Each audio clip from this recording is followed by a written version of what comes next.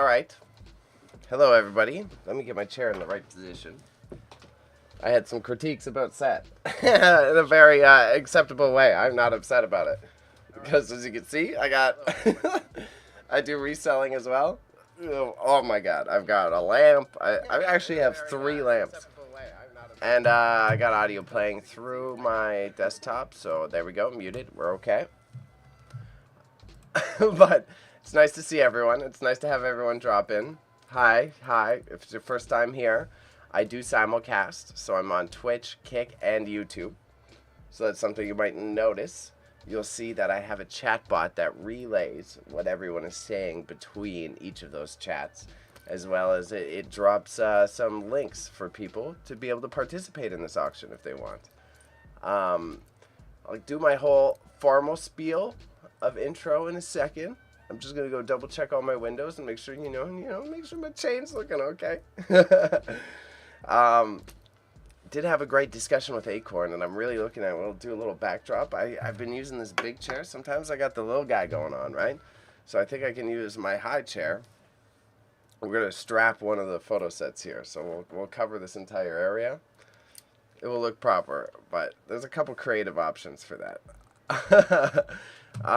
First off, I'm going to steal my own copy that I have prepared. What? No, I changed this. Okay, good thing I double checked it. No, and I've got it on Wikipedia Berks. Okay. I'm trying to make sure I have the auction registration link prepared here. So you can see this in the bottom of my screen at the moment. This is the window that we're going to be working out of today. I guess I didn't hit save is what happened here. Save. There we go. So if you want to get involved today, we're going to paste this into the YouTube chat. There you go. That should simulcast it. And then I will also use my high-end restream abilities. Oh, I cannot. I can only post it. We'll do it in... Actually, I'm going to pin this one to Kick. So here you go. You got a little bit of double spam. But without further ado, thank you everyone for popping in. My name's Bailey, and I operate an eBay store and a reselling business called Grandma's Dead Stock, which was inspired by my very lovely grandmother, Fran, who always had so many little curiosities in her house that as I developed an interest in antiques and vintage, it developed into being the catalyst to get inspired and get involved in this as a primary hustle, as something that I generate my main income off of. And along that journey, as I've taken it as my primary source of the hustle. Yeah, thank you. It's really cool. It's knitted too. It's a hand knitted sweater. But Fran was a big inspo for me, and shouts out to the chat. The chat has met Fran in the past, so thank you for coming through. She really inspired me to get going with it all. And then along the way, I've met a few amazing people along this journey. Some of them is the duo Acorn Auctions. As you can see on screen, we got their logo. We'll go point to the right side. We got their logo on the right side. Their auction link was just posted in the chat. They're based out of Hamilton, Ontario, and they do ship internationally.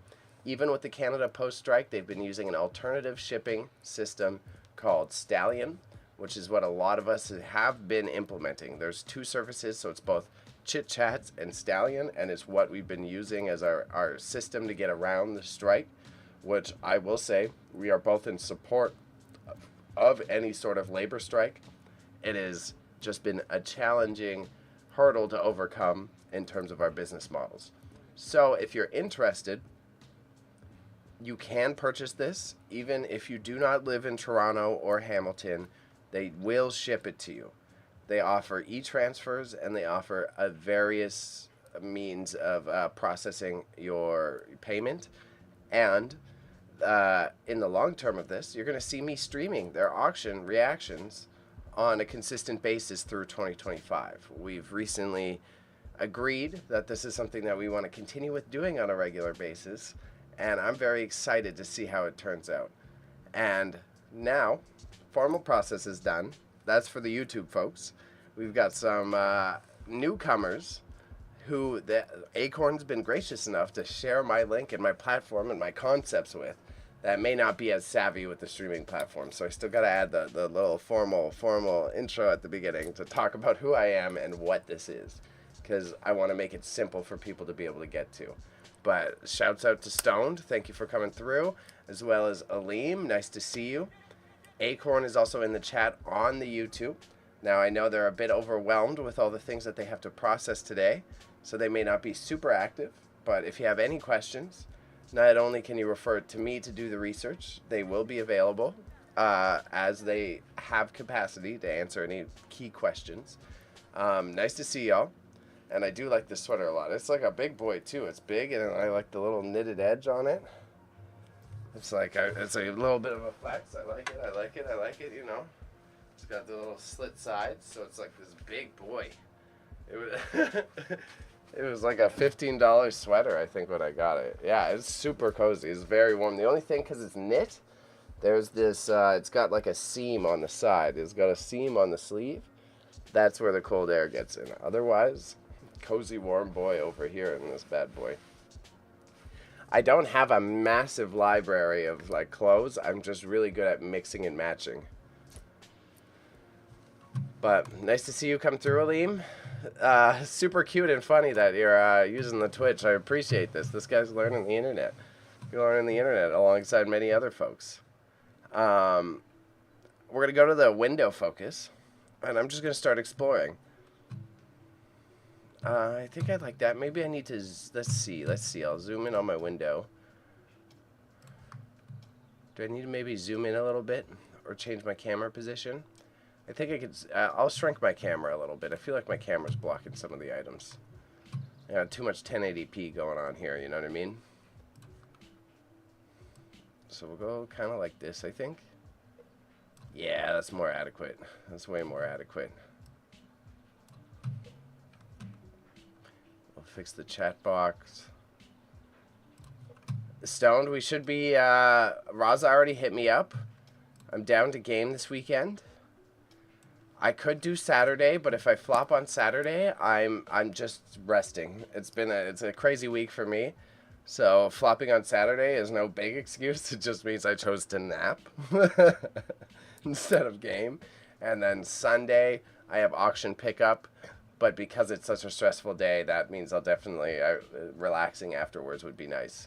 Marvel Rivals does seem very fun, and I'm super into it. So for people who are tuning in and don't know what that is, it's basically a video game made by Marvel that is a clone of Overwatch, if you're aware of what that is. But I really like the Gundam one, so I'm interested in trying that. Oh, there's no way they don't introduce Doctor Doom, especially with the recent announcements. That's definitely going to be one of their hype pieces as the movie is rolling up. That's all you need. Simple stuff, good matches. Exactly. For clothes-wise, I don't necessarily have a lot of designer products or fancy clothes. I'm just really good at mixing and matching the patterns.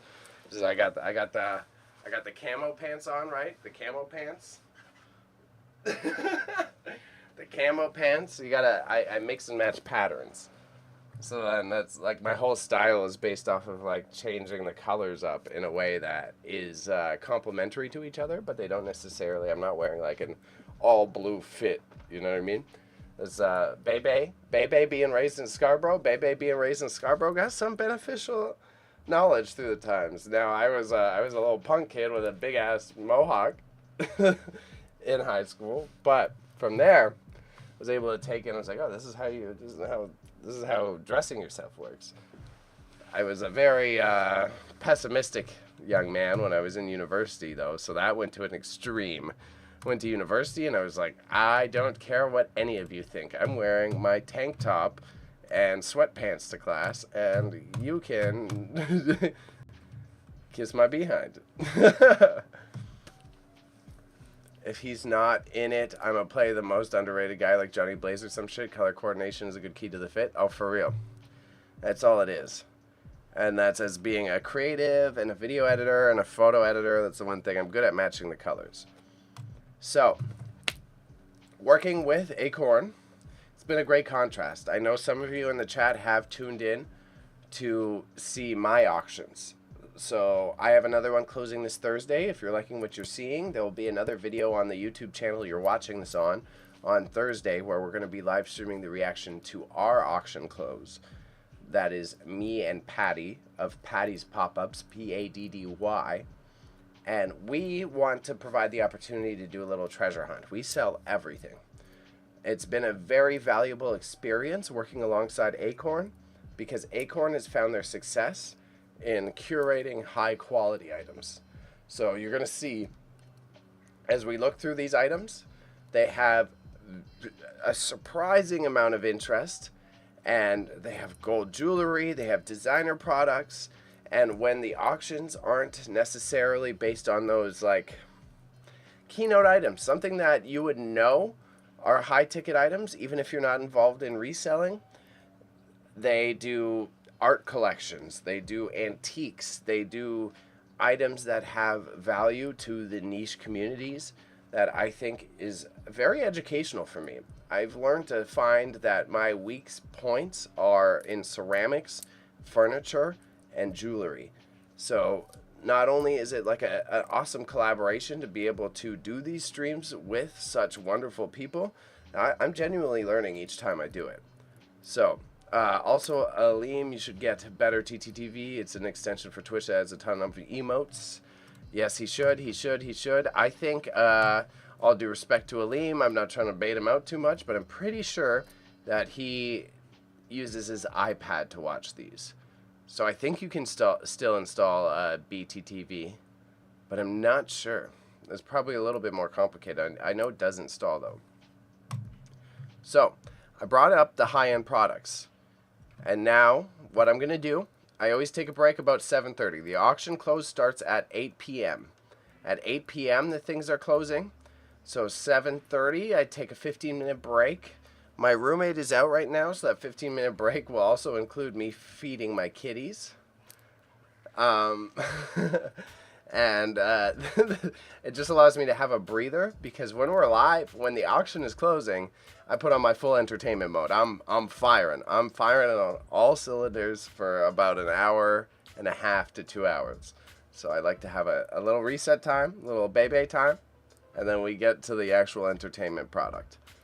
When you say Paddy, it reminded me of Jim Carrey in The Mask.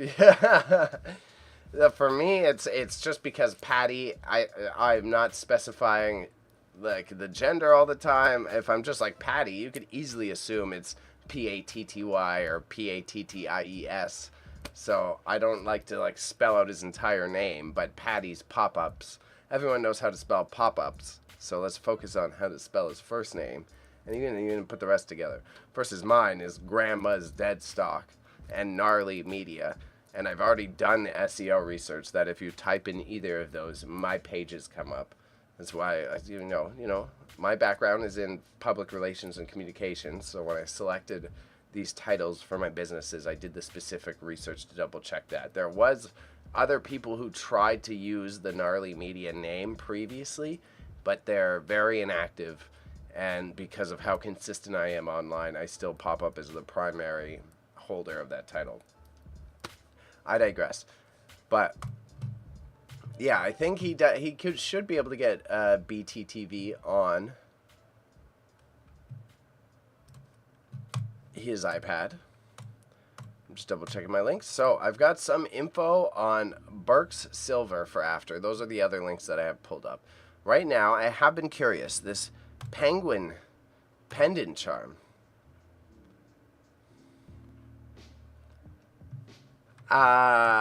Stoned is another. He's a lifelong friend as well. Actually, childhood is. We're getting old.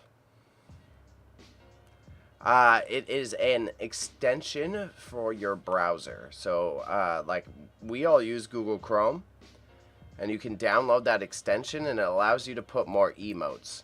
So you may have noticed that sometimes when people are using emotes while you're watching the live streams, it comes up as a bunch of gibberish. And it's because it's that extension that shows the emote. So there's a couple of the platforms do it there. And he's a childhood friend. Love him, adore him. He's provided a lot of support for me in the past. He is a brother. He lives quite far away, though.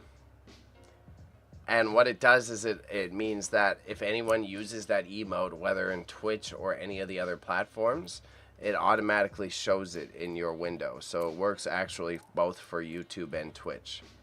And you use the Twitch app, though, so that's fair. That's fair. So that is probably what complicates it about the iPad. So it's a 1-inch penguin. It is fine detail. What are their details? Weighs, oh, it's a 5-gram pendant. So 5 grams. What is the current price of gold? Price of gold.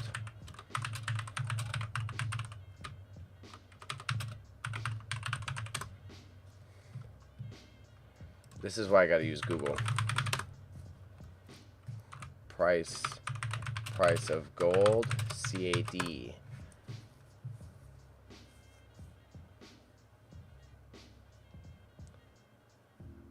Grams. So 5-gram pendant per gram. Oh, darn. Wow. So it's almost $120 per gram of gold. So this makes a lot of sense why this pendant is going for so much. Because you got a 5-gram penguin pendant. This little boy is worth at least $500.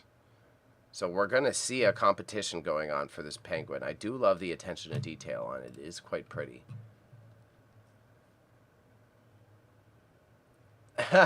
And from what I'm reading, you got to get some other app. Shout out to Acorn Auctions for dropping in. In my day, extensions were bad news bears and came with viruses. As long as you use the officially licensed ones that you can search in your Google Chrome browser, now they are better.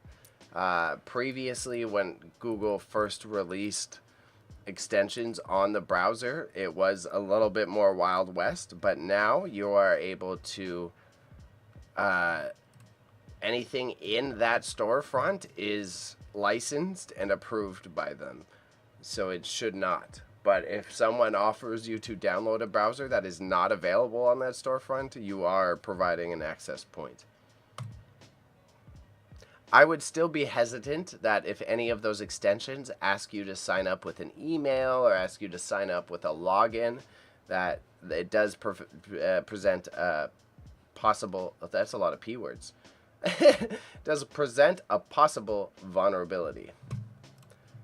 This is a proper Gucci bag, large suitcase. This one's self-explanatory. What do they have here? Large Gucci suitcase, classic GG monogram pattern, waxed canvas exterior. This is vintage likely. Oh, a 1970s Gucci bag, huh? Exterior of the bag is in very good conditions with minimal wear. Case is large. It would make a fantastic display piece, and I think this would definitely add to any designer collection you may have on your hands. Wow. Luggage is high ticket too. This is Tyler the Creator and a couple other media people have made this a keynote piece of fashion to bring. If you're trying to flex how fancy you are and you're going traveling often, it's one thing everyone can, not everyone, let me, but if you're traveling often, the people who do it for business can already afford the flights. So the luggage is the extra flex on them. I like that a lot. That looks really cool. Hashtag Gucci Gang. When I used to do farm work and my crew would sing that as we walked down the fields. We're funny you too, my grand say. So we got Louis Vuitton of the similar. Louis Vuitton. I'm trying to add the fancy accent. We're going to read the description right quick, then we'll go through the photos. So, classic monogram pattern, leather exterior with embossed brass detailing. Still has the original brass lock with Louis Vuitton logo. Yeah, that's there. I was over-obsessing too much. Brass grommets all have Louis Vuitton branding as expected. The vintage piece has some condition issues. Please see photos for reference. And the exterior of the bag is in great condition. The monograms are fantastic. And the interior has some fraying. But this does seem like another great period piece. Oh yeah, here we go. Here's some of the slight wear. But the fact that this is vintage Louis and vintage Gucci, Makes sense. So we got a lot of gold in this auction. We got a lot of luxury bags. We got a lot of stuff that could draw the attention of collectors who are very serious about what they do. And in the right market, this could resell for a lot. It's super interesting to see. Louise Vuitton. Yeah, thank you, Chad. Thank you, Chad. That's jokes. That's actually kind of funny. Oh, and yeah, they said there's some interior fraying, but this is still incredible quality. That's just natural for the age of the product. Another Gucci jockey bag. Oh, I've sold one of these before too. I sold one of these in my days before I had an eBay store. This was an ex gave me one of these Gucci bags. An ex gave me one of these Gucci bags, and I kind of resold it on their behalf. It was an okay experience, but considering I was such a young man.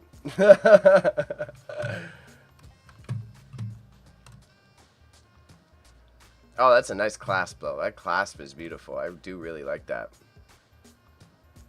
Oh, it's got the classic Gucci logo, too. Great manufacturing detail. It is very nice. I agree, Chad. I agree. Thank you. Made in Italy. Good leather work. Yeah, no sketchiness about it. Big monogram, bit and hoop design. Gucci presents on brass hardware, Y2K styling, which is A+ for the fashion of this era. Exterior of the person is in very good condition, and the black canvas has no signs of wear. Serial number and layers are present and in place, which is what provides it long-term value when you're talking about luxury items. Yeah, the accents, I'm super happy with this. This is cool. So 211-966-203998 for anyone that is interested. Definitely a great condition bag.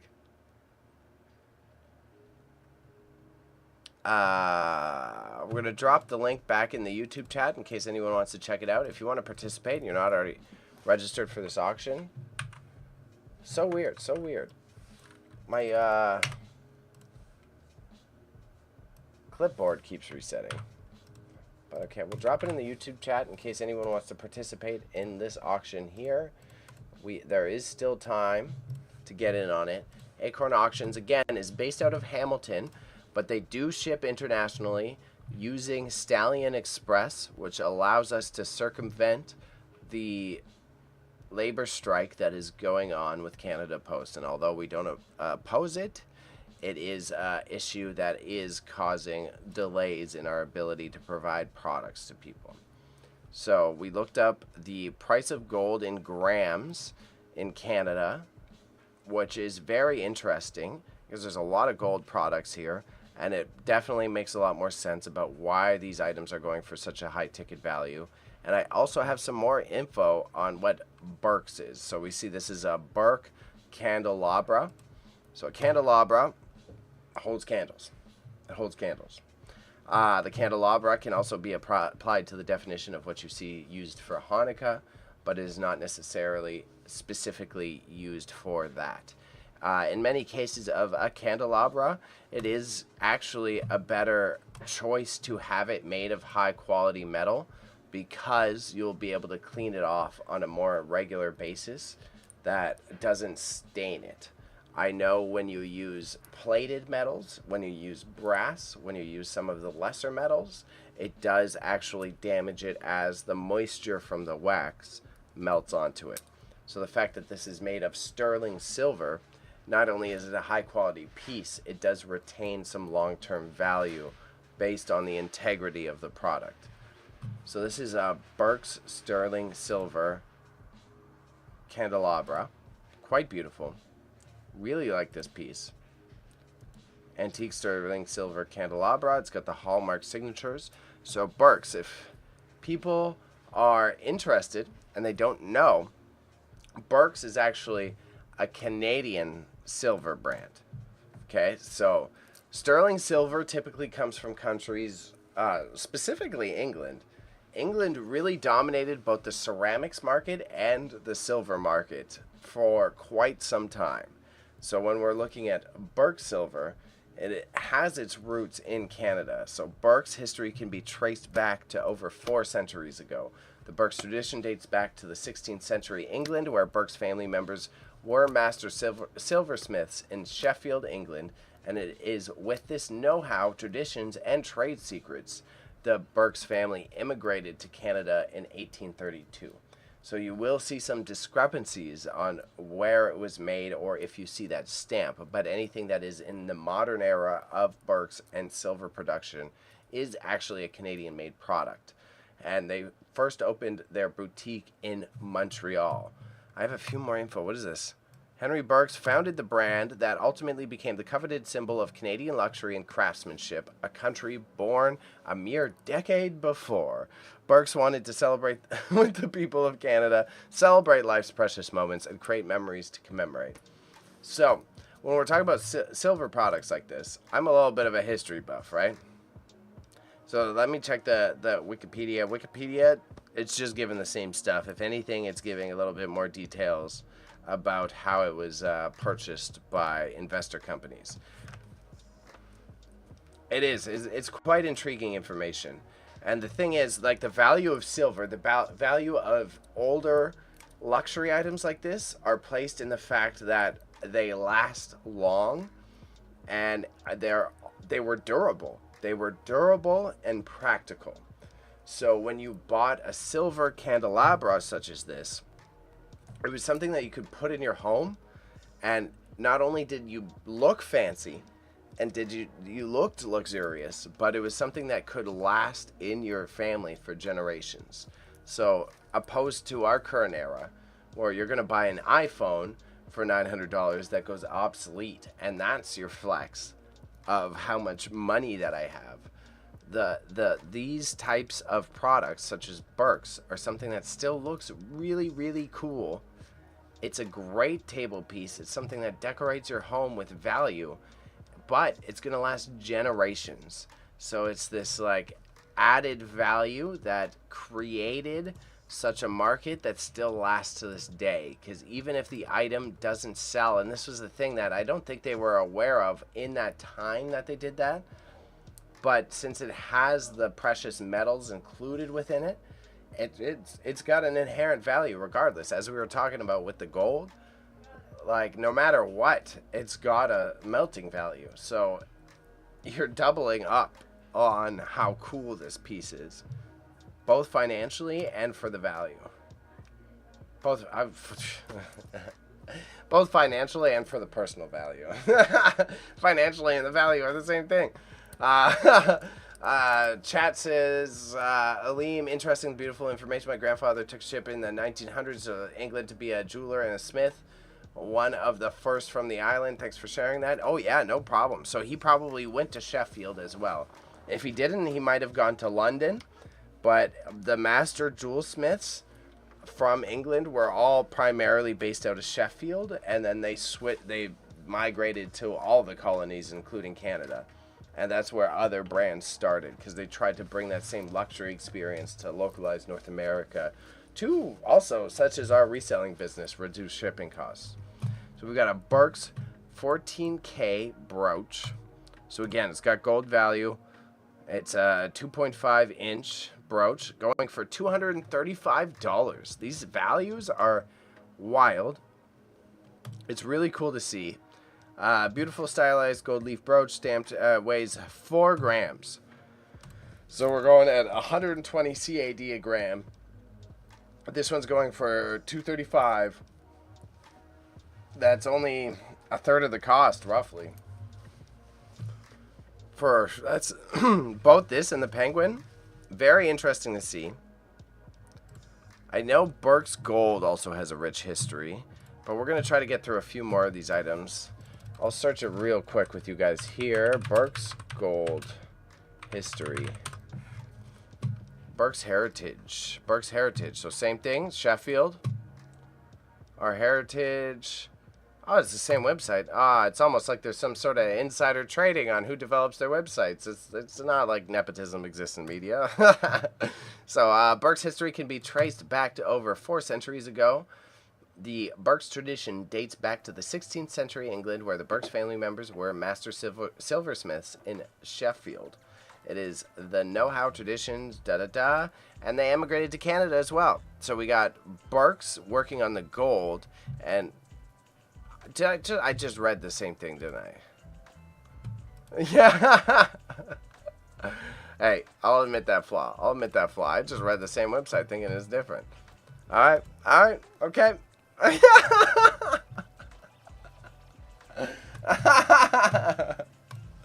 Okay, sorry. I was too focused on trying to be good at providing info. I'm like, I'm reading the same bio, aren't I? I'm reading the exact same bio. That's adorable. I'll accept that. This kanji pendant, also 14K. It's gold. How heavy is this one? Oh, no weight on it. Longevity and happening. 14K stamp.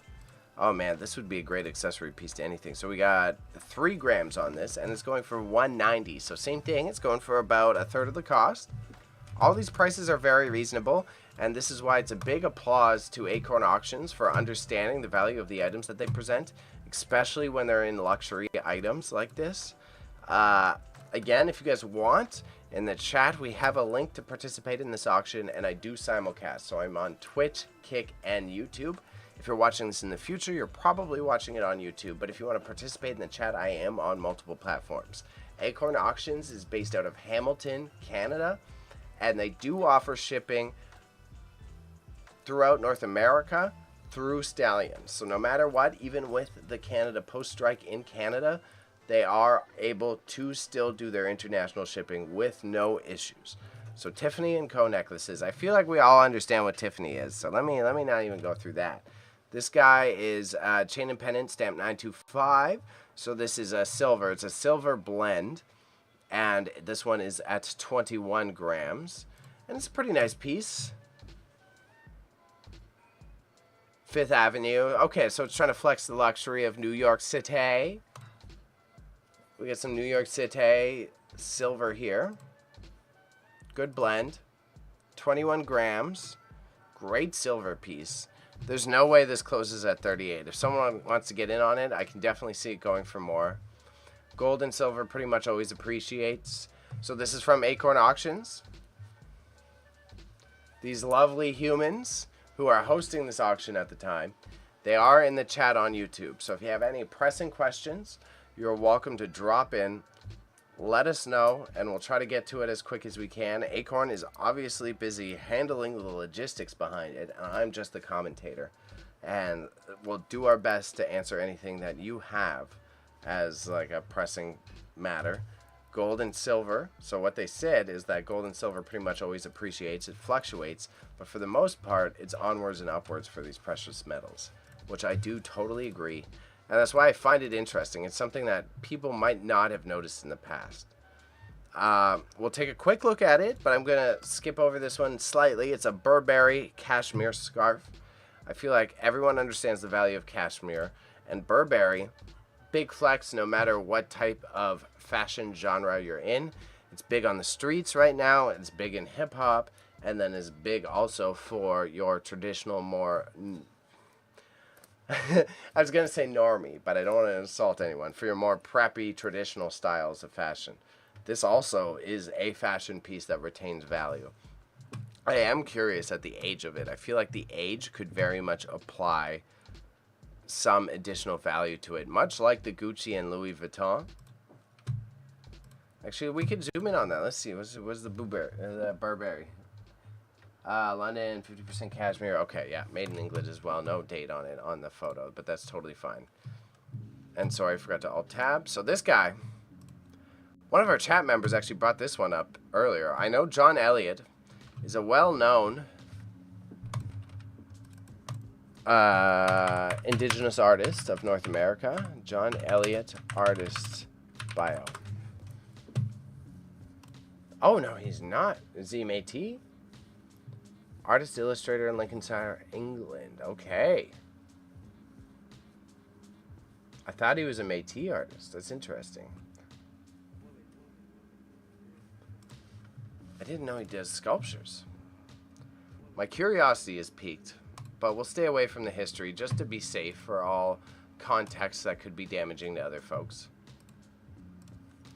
But this is the Iroquois Broken Nose Mask by John Elliott. So this is a piece of art. Okay, Six Nations. Okay. Whew. Centuries. Oh, it's not the John Elliott we just saw. It is a indigenous artist, and I have seen their work elsewise. Whew. Okay. I thought this may not be a culturally appropriate mask. 80s hand-carved indigenous mask. Very cool, very interesting. Could relate to several things. I am glad that we were incorrect about that one. We've got another 10K gold Figaro chain bracelet, which 105. Let's see the weight on this 10K gold, just to double check. 3 grams, so 105. That's totally, again, fitting. 10K is a little different quality, so it makes sense that it's going for just that much. And then now we're looking at the Burke's Sterling Silver Vanity Mirror. And now this looks very familiar to one that I have, but I don't think I gave it to Acorn. This could be my mirror that I passed on to them, but I'm not too certain. It was a format that I've seen quite commonly from that time. It was a great piece of home accessory, I guess you could call it. Like something that you would use on a regular basis, whether it be for a more femme perspective of doing your makeup or just to be able to catch your reflection. These antique vanity mirrors were something that were very useful back in the day because it wasn't such an easy process to be able to catch your own reflection. Now we got phones, we got mirrors everywhere. I got mirrors all over my room. But it wasn't so easy back in even down to the 50s to be able to catch your reflection and understand what you're looking like. Actually, the mirror was actually only invented in this past century. It was only invented in the 1900s. Previously, it was a sign of wealth because you would have to have a precious metal. You would have to have some form of silver or tin behind the glass to provide said reflection. It was only around the 1930s or 1920s that the paint for the film on the back of the glass was developed so that it could become a more accessible object for people.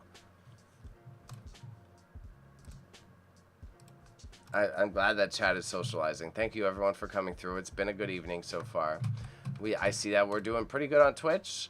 We got a few viewers on Kick. We got a few people in on YouTube. I appreciate all your time regardless. This is something that we're going to be doing more consistently. The links are in the chat. I will actually paste it into... we'll do it on YouTube so that if you want to get in on this auction, there are great keynote pieces. See, why does it keep... Who is this? I don't even know who this is that it dropped. That's... Why? It keeps giving me random clips that it wants to post. So I'm not mad at it, but noted. I can't just keep the thing on my clipboard. That's kind of funny. We will be working with Acorn in the future, and I do want to remind everyone that shipping will be available for them throughout North America through Stallion Services. So we've got another... We'll skip the Burberry bag. We've got a Sonoma and a Ralph Lauren purse here. Ralph Lauren. Keep that coming from Canada. Has some of its benefits, eh? So this Coach Sonoma bag is in pebbled leather. The Coach bag is high quality with a spacious interior, adjustable strap, brass hardware, middle interior zipper compartment, and great condition. All labels and markings are within its place. Oh, I do like that interior. That is a nice blue interior. Very pretty. Great quality linen in addition to exceptional quality leather. This is a good Coach bag. They've got a great selection of luxury bags that are fitting of whichever era of fashion, which I highly appreciate. Ralph Lauren. The color tone isn't the most appealing to me, but I really love the overall design of it. Great Christmas gift. Great piece to buy mom. It's only $28, so you can get in on this. before someone comes and snatches it up for way more. Because with this luxury auction, there's going to be a lot of people waiting to snipe these items. And I just want to remind everyone that it is a soft close. So if there's bids on the items before the last 2 minutes, last minute of the close, it will extend it another 2 minutes. So you have an opportunity to win the item, even if you weren't in at the very beginning of the piece. Japanese enamel vase. What is this bad boy? I've been really starting to appreciate my education on ceramics. It's been beautiful to understand the artistry behind these and the variations between where they were made. Do I sell soft clothes? Punny chat. Punny, yeah. Do I sell soft clothes? I can sell soft clothes. I think I got some soft clothes. And I would say these purses are soft clothes. Yeah, I'm just going to check one thing in the chat window here. 1 second.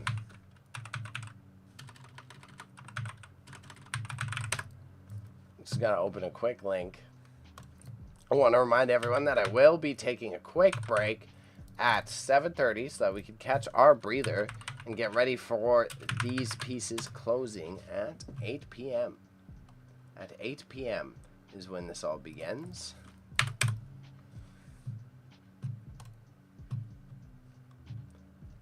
$8 p.m. is when the auctions will close.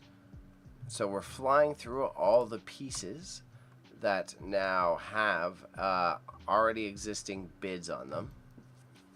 It is. It's truly beautiful. I do agree. Diaspora. So the way I like to categorize the items as I'm investigating this preamble to how the auction will perform is based on most bids. I find it very interesting to see how many people are invested in the piece versus how much they're selling for. So you do see a little bit of distinction based on the price. And bro, they got a lot going for well worth price. This auction was definitely worth their time. A Diaspora. Is that a brand? Diaspora stone necklace, 14 karat white gold setting in a 1925 sterling chain. So white gold is also a rare. Oh, the Diaspora is the gemstone. Okay. That is a Diaspora. And I feel like I'm still saying that wrong. So let me add that little bit of preamble because I'm fairly certain that is the truth. I'm pretty sure I'm still saying it wrong. That's a good chain. I really like that one. UGG wired sheepskin classic earmuffs. Oh, so they're wired. I guess they're headphones too. Earmuff headphones. Oh, I say UGG. It's UGG. UGG. We're used to putting the S on it. Made in China. I never considered that. There's my education. Because we've always said Uggs. I didn't realize that it was UGG. And also, shouts out to Aleem. Aleem says, Acorn Auctions, you have some really great pieces, really eclectic and unique. It's a good spread. It's a good spread. I may slightly disagree on the eclectic in that it feels very curated.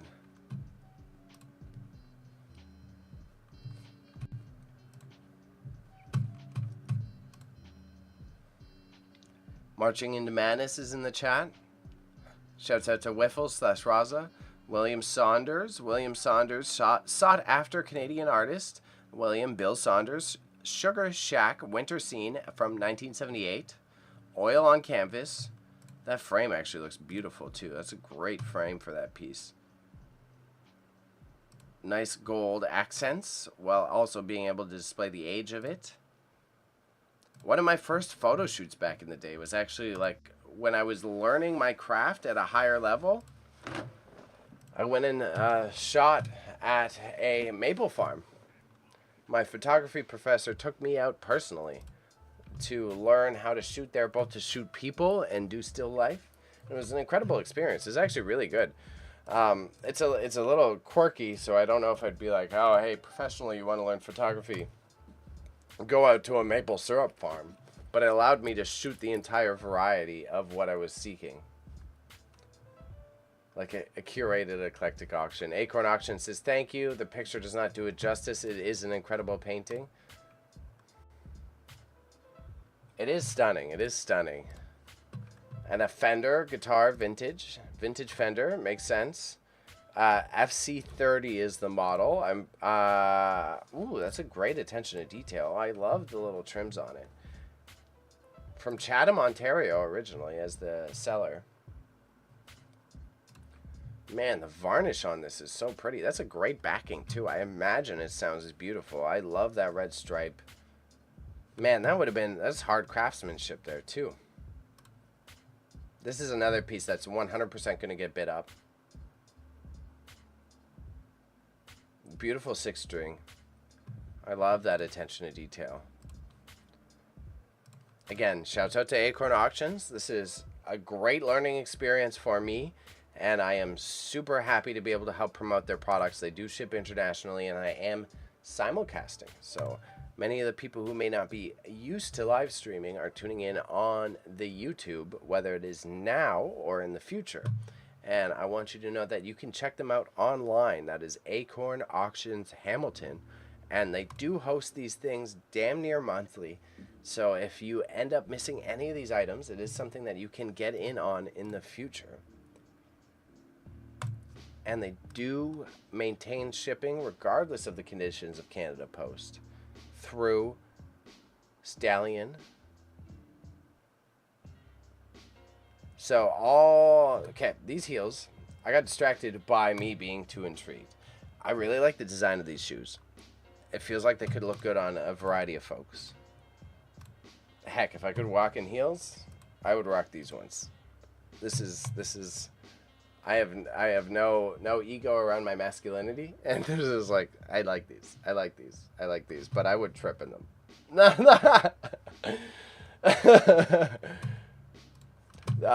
They are all leather heels designed by John Fluvog, Wonder Everest style, size 9. I know, then there you go, my foot wouldn't even fit in it. Dark brown leather with a lovely tan fan ankle strap, timeless vintage look, and overall very good condition, some wear to the sole. Fluvog shoes are known for their excellent quality and comfort, which is true.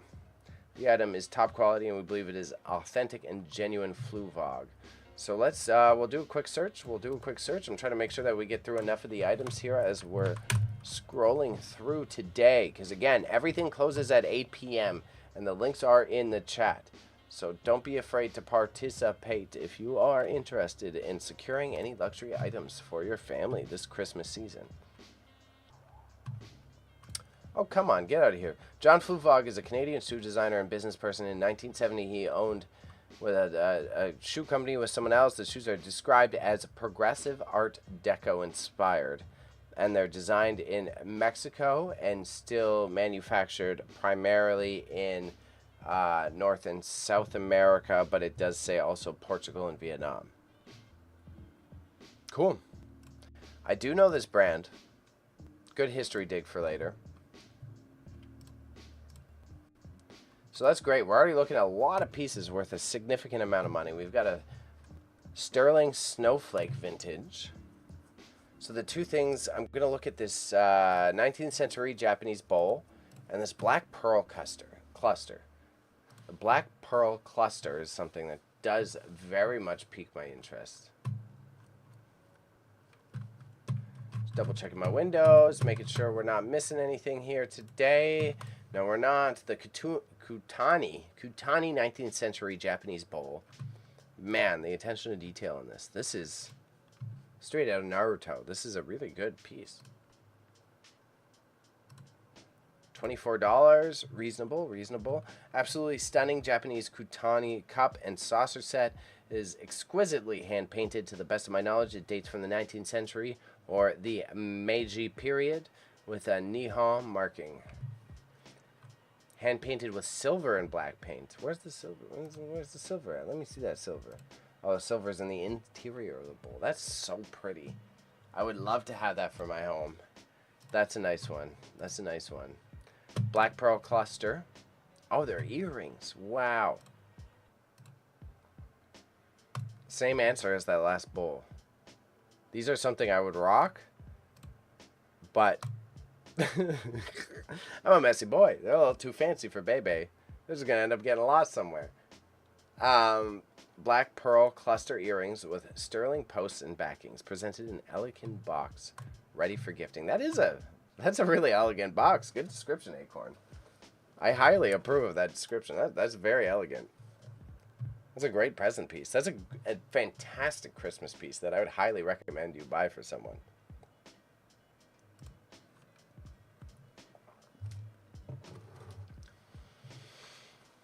Ooh. We're getting into some clothes. More bags. Thunderbird Haida carving. Man, this is why I love doing the most bids and not the highest value. Seeing what has the most interest in contrast to what's selling for the most. Super interesting. Karl Lagerfeld. Size 38. Purple cocktail jacket and bolero.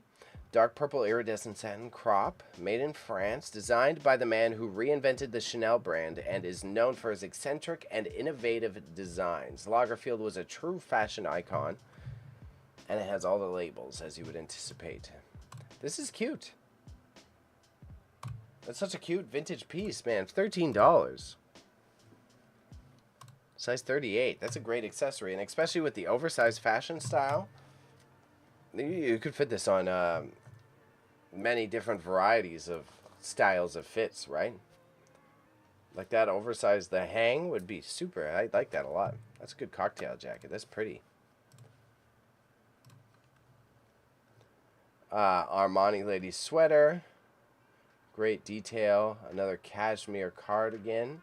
Let's look at the gloves and scarf over here. Again, everybody, I will be taking a break at 7:30 for just like 10 to 15 minutes just to catch a breather. Double check that everything's going on with the cats and otherwise. And shouts out to the follow. Thank you for following Banana LOLOL. Appreciate you. I am simulcasting, so I'm on YouTube, Twitch, and Kick all at once. Okay? So a lot of the newcomers to this format that I'm creating, they are gifted to me through Acorn Auctions. Acorn Auctions operates out of Hamilton, Canada, and they do offer international shipping through Stallion Express. So if you're interested in participating, I do have the link available. I will drop it in the chat again right now. So if any of these items catch your eye, don't be afraid to participate. It's great to see the cross-platform enjoyment of this format right now. And thank you everyone for your time. This is I not only it's another creative format that I came up with on the top of my mind after seeing some inspo and years of fiddling away with Marching into Madness and starting my own reselling business under Grandma's Dead Stock. So I'm so glad to see so many unique people here enjoying what we have to offer. And now we're looking at a Coach monogram print purse. I know. Banana LOL is such a funny, I love it. It's an adorable title.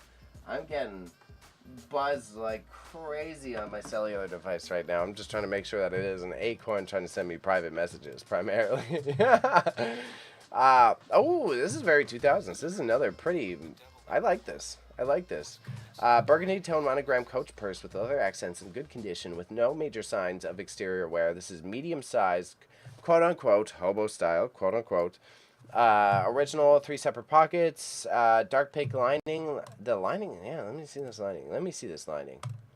Ooh. See, that's the tone of pink I like. Bananas are cool. Yeah. Shouts out to you. Yeah, bananas are cool.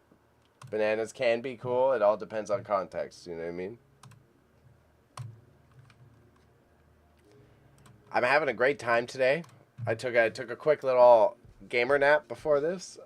As an artiste, I took a nice little nap beforehand, so I'm feeling both energized and very, very excited for this. I'm so stoked. This auction does close at 8 p.m., and that's when I put on gamer nap. Gamer nap is like, hey, I know some people in the chat are also artists, so you're used to being able to sleep whenever you want. Normal working folks don't get to just like take an hour nap at 4 p.m. So in my case, yeah, I took a little quick, took a little 4 p.m. nap because I get up still 6:30 every day. But I was up till 1 a.m. last night just fiddling away on my creative endeavors.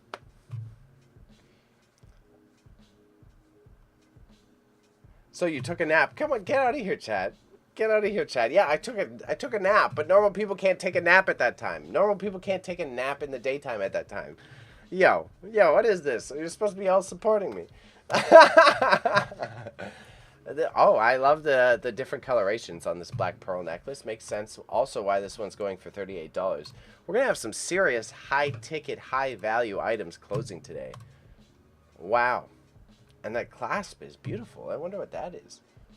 If I had time, I would Google image search that. That's super cool. Silver antique pillbox. Okay. See, the only thing with this auction, so normally I do bid on some of these items. I will keep an eye as these are closing. A gamer nap. I'm going to have to use that phrase. See, that we got some people in the chat supporting me. Yeah, gamer nap. Because normal adults don't get to do that. It could be, how about self-employed nap? Self-employed nap? This is a beautiful pillbox. How heavy is it? Do we have a weight in the silver pillbox? Yes, we do. At 15 grams. Wow. It's cool. I like that a lot. Could be used for a variety of applications, let's say. Kohan, the Lumix digital camera. This one I'm slightly interested. I could put on eBay, but I know these older Lumixes don't resell at a high value, but they could be used for many applications. The Panasonic model DMCG5 comes with battery. I like it.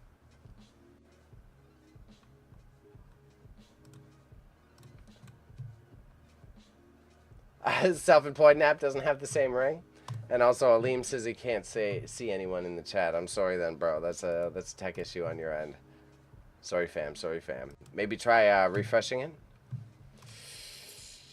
Another one that I'm curious if it was mine, but I don't think so. And I did have a bracelet like this in my possession before, but I don't think I passed this one on the Acorn. I love the details on this. This is a good, like, fam gift. Great mother's Christmas gift. I really like this one. 925 STG. Yeah, super. Very pretty. If it was mine, I had no idea it was real amethyst. I didn't know. That's beautiful. Alright, I'm gonna head out, SpongeBob meme. Another piece of Coach. A Lalique signed ring dish. And thank you to the chatbot for dropping the link back into the chat again. Do we still have it over on... I'll put it back on YouTube for everyone so that the YouTube folks can get in on it. So excuse everyone for the restream chatbot dropping it again. Don't be afraid to participate if you want to. We are live on both Twitch, Kick, and YouTube. And it's been a fantastic working day with Acorn. And again, I sell a little bit of everything. I want to make sure that I have just like the opposite. Just like a... Here's all the things I pulled out of a house. And Acorn does a really beautiful job at curating high-end products that do pique my curiosity. And obviously, as you can see by how many bids these items have, curate the curiosity of all the buyers who care and know what they are. See, like this is one. This is where I'm saying, makes me curious. I learn. So we got a... Elita Alato. I really got to look that up.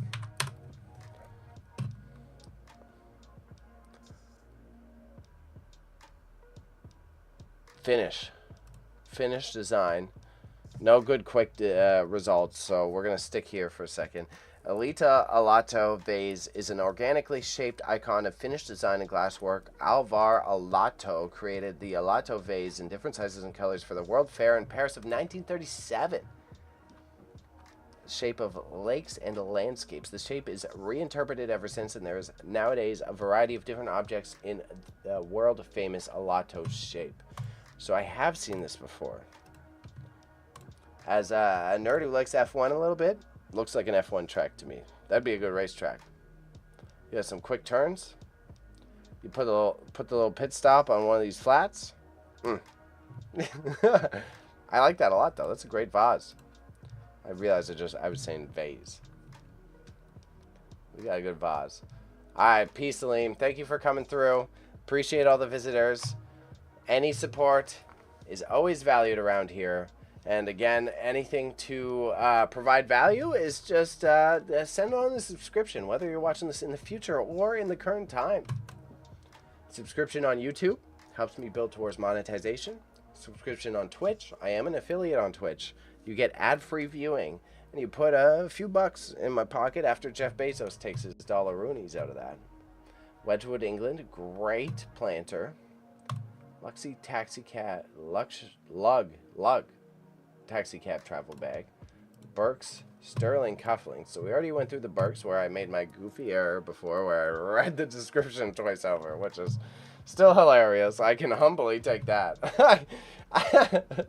I always love admiring my own flaws. Yeah, I'm not having an existential crisis in front of everyone here. Like, no, we're fine. But they are, these are stunning. These are stunning. I really like them. It makes me have to evaluate. I got some cuffs in my collection. 10 grams of silver. That's pretty good. Pretty grand. Pretty grand. Stunning set of sterling Burke's cufflinks. Okay. Just double checking again that my private messages aren't from the important people in this scenario, which is Acorn Auctions, who are the ones hosting this piece. And they do shipping throughout North America. So if you order anything, they can send it to you in the US of A, even with our Canada Post Service labor strike. Burke's Sterling Cut Crystal Vanity, Sterling Filigree Locket. Let's see this Filigree Locket. Thank you, chatbot. Bebe does simulcast, so Bebe is on multiple platforms right now. I am on the YouTube, I am on the Twitch, and I am on the Kick. So if you're watching this on the YouTube in the future and you want to participate on a regular basis, head over to the Twitch. You'll catch me there a couple times a week. I could be way more consistent with how often I stream, but considering I'm getting my own business of reselling off the ground, it does take some time. You know, I'm not always. I should be doing 5 days a week, but I'm not a perfect person, and that's totally fair. Locket closes and opens well. Silver filigree. Sterling. We're going to do a quick Google again. Sterling silver filigree, and we're going to learn together. We don't have a lot of time, so we'll do the searches after. So filigree's got to be a design type. For sure. Filigree's got to be design type. Again, Acorn is in the chat if you have any interest. We've got these Tiffany & Co. women's glasses. Beautiful sample pieces. Love the design on them. Something that I pretty sure I supplied. Made in Italy. Great case. Look at this little blue case too. So pretty. So pretty. Excellent condition, product sizing, and we've got the product number down here if you want to creep those afterwards and you are interested yourselves. Fossil purse. I didn't know Fossil made purses. Another sterling and crystal bracelet. Oh my gosh. Sterling and crystal bracelet. A sterling key necklace. Let's see what this sterling key necklace is. Oh, I like this. That's cute.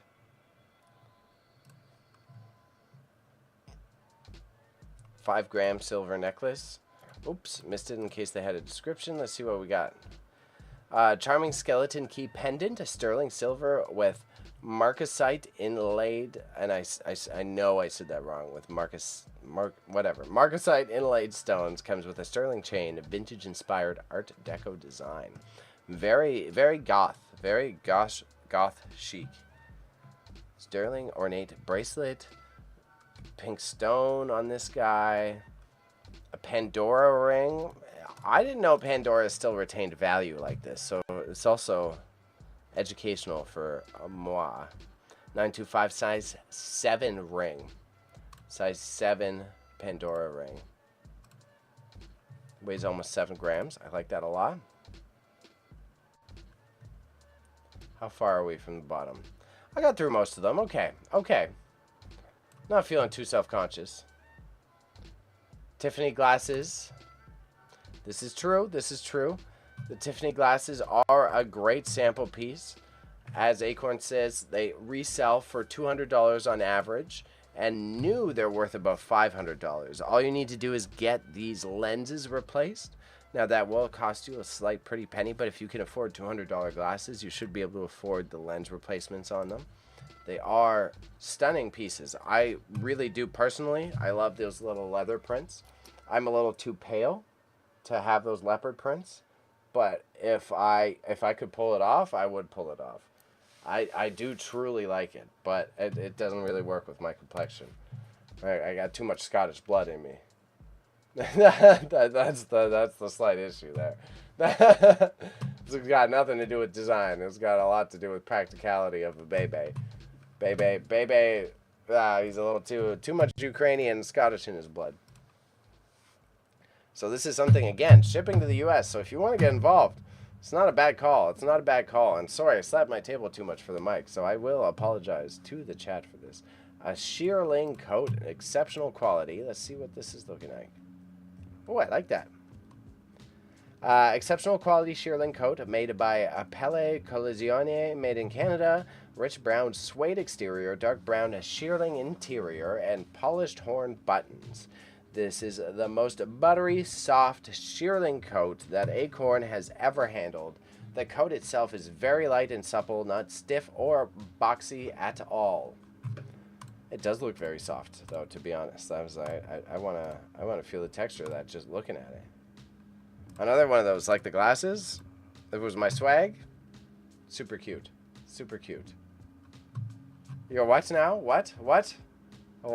Chat? Marching into madness? Also looks very supple. I agree. Super supple.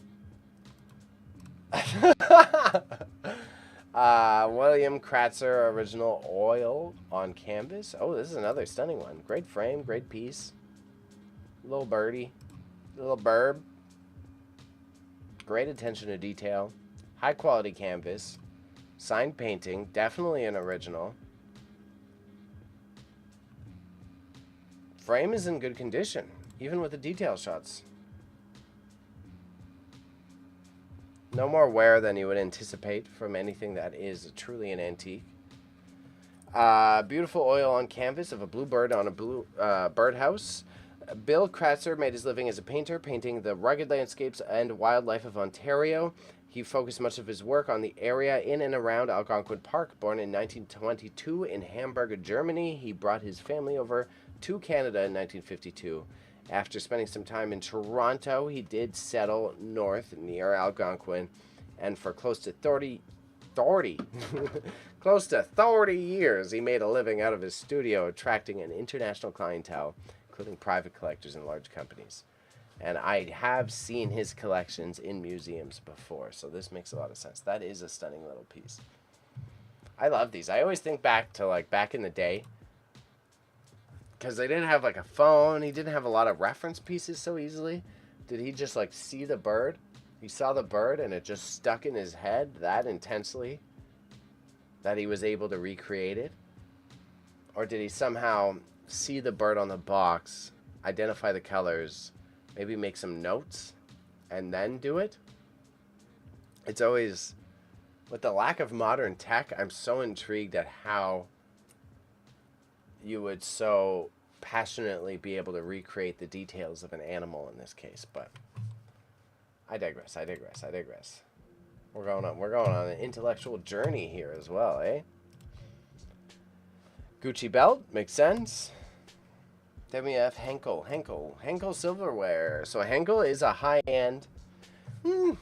Henkel has gone through its ups and downs in terms of popularities as a cutlery and knife brand.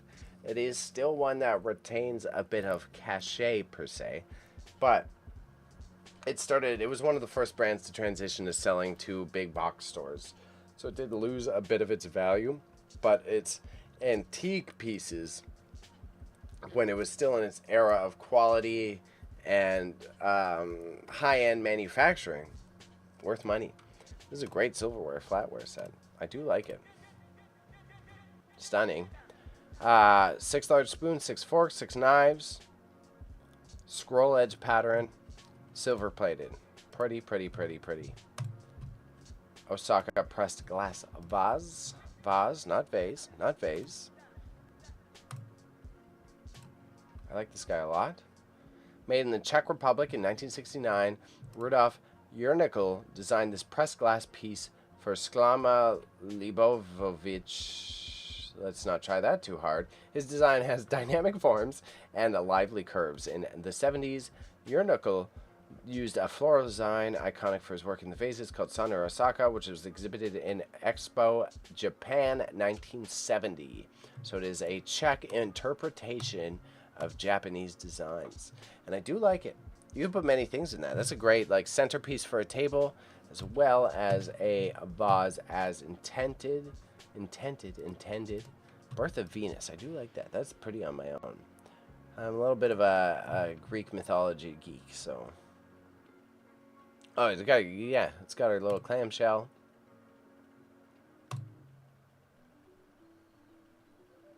A.W. Bergro. Fun, pretty. 1883 print. Wow. So that's really old. Greatest among the great paintings. It's the goddess of love of Romans, in case everyone doesn't know. It is originally a Greek goddess that was then adopted into the Roman pantheon. She was the personification of generative powers of nature and the mother of all living beings. And all these figures you see him surrounded by are nymphs and cupids. Very cool. Love it. Love it. Burns poetry books. Antique. How antique are we looking on the poetry books? Also, everyone, I'm about to take a break in 2 to 5 minutes. We'll be back for 7:45 before our auction close at 8 p.m. If you want to get involved, this is thanks to my friends at Acorn Auctions Hamilton. They do shipping internationally to the US of A as well as throughout Canada using Stallion, so that you can participate regardless of where you're located and regardless of what strikes are going on. Oh, this is Robbie Burns, the British classic. I think as a Scotsman, I should be way more excited about this. Robert Burns. Robert Burns. Is Robert Burns the same? Robert Burns. This one I might get involved in. Scottish poet and lyricist. I should probably, maybe I get some Robbie Burns books. Hey, wow. What are they from? Published in 1897. Wow, 4 books. Okay. Okay. The fuck is DuckDuckGo? Bro, DuckDuckGo. If you're not in on tech, you're on Twitch and you don't know what DuckDuckGo is.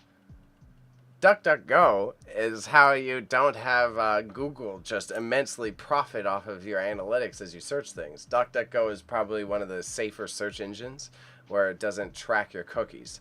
So you can use DuckDuckGo and it uses an unbiased SEO result. So it provides just the facts that I need versus, like, primarily I'm searching commercial products, right? I'm searching luxury products and antiques. So it is more beneficial because then I'm getting unbiased results based on what's more factual about the item versus the Amazon results that are going to sell me the product, or versus the Spotify store that's going to sell me the product. It just basically filters out all of the cookies that you already have attached to your browser. I'm betting $7 on the Robbie Burns. For me and for my mom. Google can have my prawn searches. Hey, hey. Because I'm streaming for my friends, I won't ramble too long. But I don't care if Google has those results either. My personal interest, let's say. But if I'm searching for stuff, Google can have my interest results. Fine, I'm using Chrome. But I want to be able to search things without them providing biased results. I want to actually have the organic results that aren't based upon what I have searched previously, regardless of what my personal fun time interests are. Let's put it that way.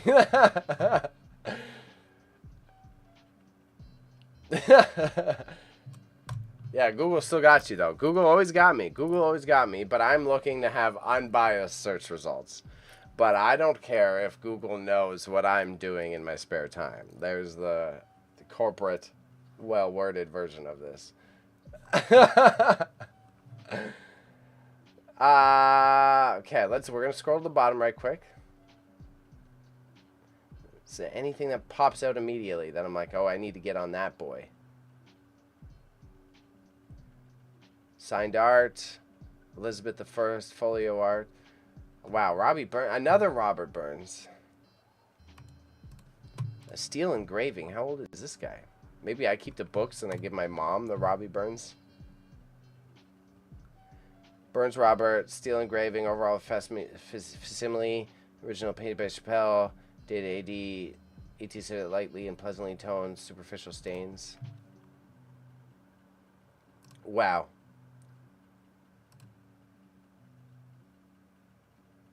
Wow. I'm slightly intrigued. We're gonna play to the heritage. I'm putting 5 on the Robbie. Okay. So we got 2 Robbie Boynes. Robbie Boynes. Books might be for me. I might keep the books in my personal collection, but we'll see. We'll put the Robbie Boynes for sure. Mama gets a Robbie Boynes print. Signed art, Van Gogh. Oh, man, I love me some Van Gogh. Okay, everybody, 10-minute break. We're going to be back 7:45. We're taking 10 minutes. I'll leave you some tunes in the background. This penguin's already up at 265 with the Gucci suitcase at 385. So we're about to have an exciting auction close. Let's put the lot number. So what's closing first? Do we have any keynote items for when I'm packed? We got the cufflinks, the snowflake, the Rembrandt. Wow, $0 right now. We got the cashmere gloves and scarves, and I just noticed that typo. Cashmere cloves, if Acorn's still listening, but I think it's already too late and it's fine. We're looking at cashmere cloves, which is fine. Hey, I have a speech impediment. I'd be messing up every second word. So if you want to participate, the link is in the chat. The bot just dropped it. So they do offer international shipping. I am simulcasting. I'm on YouTube, Twitch, and Kick. So if you're watching this in the future on YouTube, sub to the Twitch and you can catch all these things in live time. The only difference of why I'm not on YouTube all the time is because I do things that the YouTube copyright gods don't exactly love. I appreciate YouTube. Thank you, Google. Thank you, Google, for making my career. But I like to convert old media tapes, and it sometimes causes me problems. Okay, so 10 minutes BRB. I'll be right back.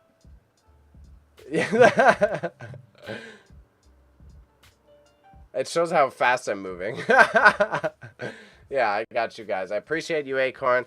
10 minutes. Be right back. I got you. I'm going to take my breather. I'm going to check on my kitties. I'm going to get some fresh air. We're going to observe as these items close, starting with the Burks Sterling cufflinks, and I'm about to get hyped. Again, if anything, that's the Robbie Burns, perfect for Bebe. Play to that Scottish heritage. Heck, maybe even send it to some of my Scottish family. We'll see. I don't know if they'd appreciate it that much. I don't know. But the Robbie Burns poetry books, I'm going to put those in airtight bags and store them in my house. Regardless, appreciate y'all. We're going to be right back. Thank you, everyone, for your attention. Acorn Auctions, awesome duo, based out of Hamilton. Highly curated products. If you ever turn into one of my auction closings, you'll see it's a little bit more sporadic, eclectic. We sell a little bit of everything. It's a treasure hunt style, but I really value working with Acorn. They're awesome folks. I know they're kicking ass with doing the behind-the-scenes productions while still being a little under the weather. So everyone give a little clap to Acorn. A little clap to Acorn. Okay, we'll be right back.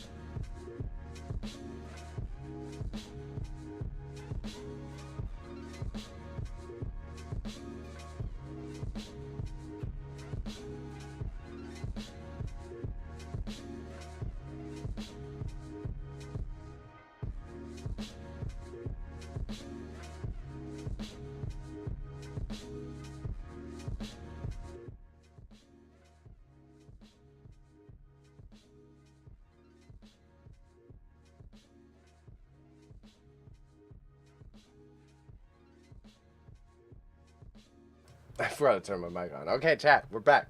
We're back. Shouts to first. We got 2 funny supporters in the chat on Twitch. Thank you everyone tuning in. We're both live on YouTube, Kick, and Twitch. This auction is closing on high bid with my friends from Acorn Auctions. So I've loved everyone participating today. The 2 funny shout outs from Twitch. Thank you, Banana LOLOL, for following. I hope to see you again in the future. And we also I got a shout out from John, the cannabis advisor. So thank you very much. Seems like we got a theme going on today, but regardless, my friends at Acorn Auctions do close premium items on a consistent basis. So we're watching high-end items close for their auction today, and I will be back on Thursday to close my auction, which is local pickup. But the one that we're watching today with Acorn, they offer international shipping through high bid. Yeah, we got Stoned, we got Banana LOL, and we got John the cannabis advisor. I wonder, do I appeal to a certain audience or what? So thank you everyone. This is now,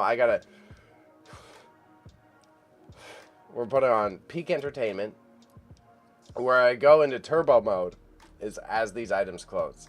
I was already dispelling a lot of information, and now what we gotta do, we gotta go peak announcer mode. Okay, so the items are going to start soft closing at 8 p.m.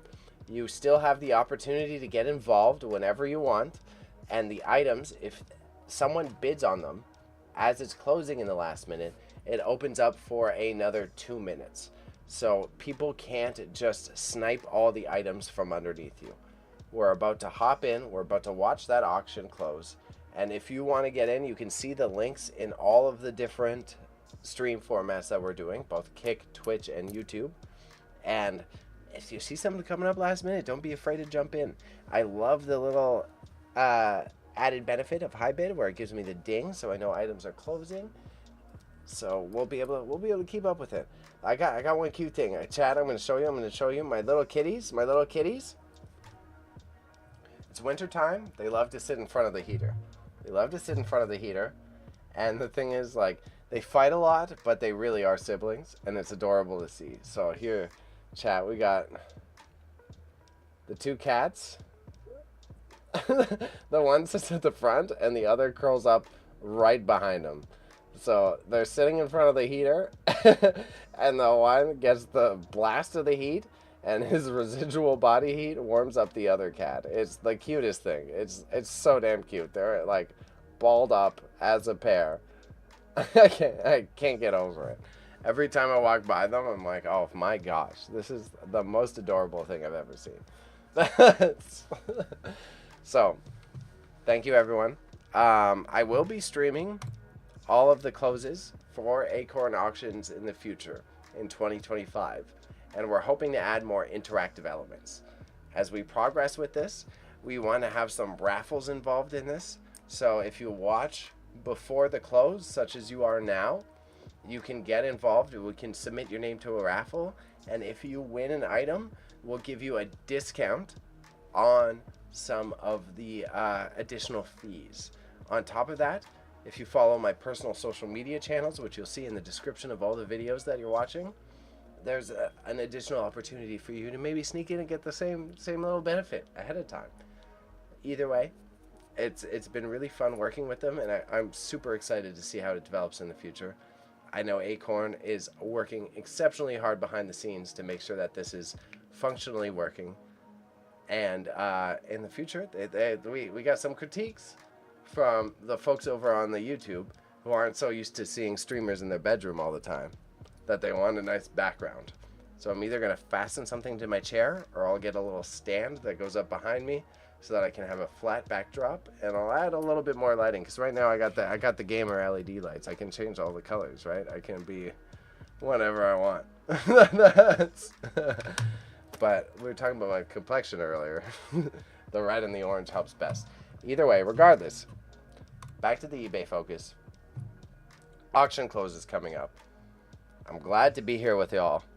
Took my little gamer nap earlier. So I am the most stoked human possible. And we are looking at. Oh, it's an 8:30 close? I got time to ramble more. I got time to yap. Okay, no, exactly. Okay, I'm not wrong. I was like, okay, what the hell? I got yapping time, bro. I thought I was off. I misinterpreted my timings. So the things that closed first. Earlier, when I was reviewing the items, I was reviewing them based on most bids. As someone who also runs an auction house, these little statistics of 7 bids, 10 bids, 0 bids, 8 bids, 8 bids, 6 bids are what intrigues me primarily, because I think it's more important about how many people have interest in your products than how much money you're going to make out of them. So I tend to, whether it's mine or Acorn's auctions, I like to sort them based upon that priority filter system. I'm trying to use too many big words. That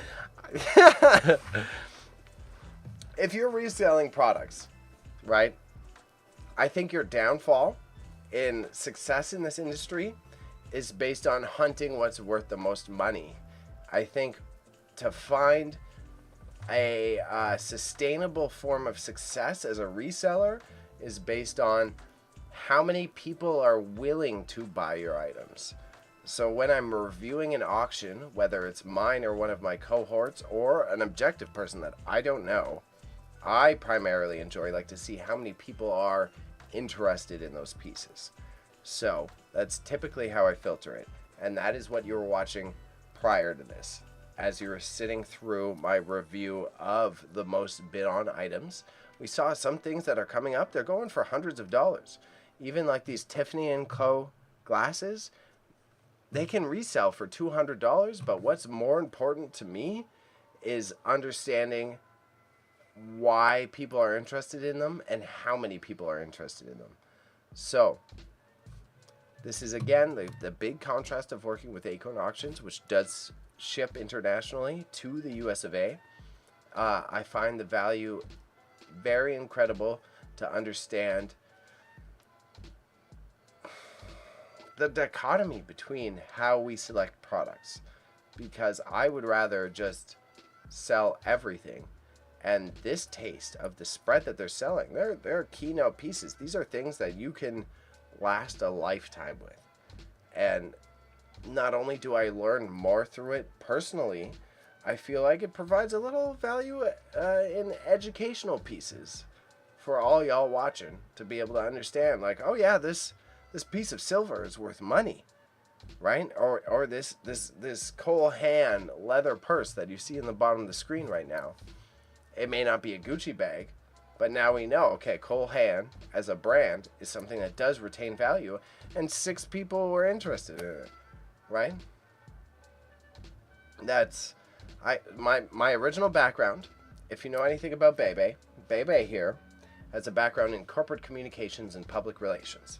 So I was formally educated in how to manipulate public opinions, behaviors, and perceptions. All right? So I lived on the dark side of media. I know how all the algorithms work. I know how the guy who's trying to sell you Oreos, I know exactly the logistics that he's working on to try to manipulate you into buying more cookies, right? And I like to apply that thought processes more than how you can just get your stuff in front of people's eyes primarily. In my perspective, I think embedding that style of PR approach to whatever desired audience you have, whether you're a content creator, you're a reseller like me and Acorn here, or hell, you could have a normal service industry business. That's the key difference between marketing and public relations. Marketing is about how can I apply these strategic tactics to get my product in front of as many eyes as possible. Public relations is about how can I not only generate repeat buyers, but create notoriety and manipulate your perception so that you can understand the value of what we are providing on a consistent basis.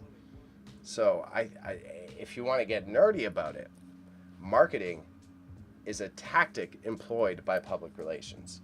Public relations generates communication strategies that are comprehensive and how you are both going to sell your product, communicate with your audiences, and do the administration in the back end to be able to communicate with said consumers as well as your internal staff.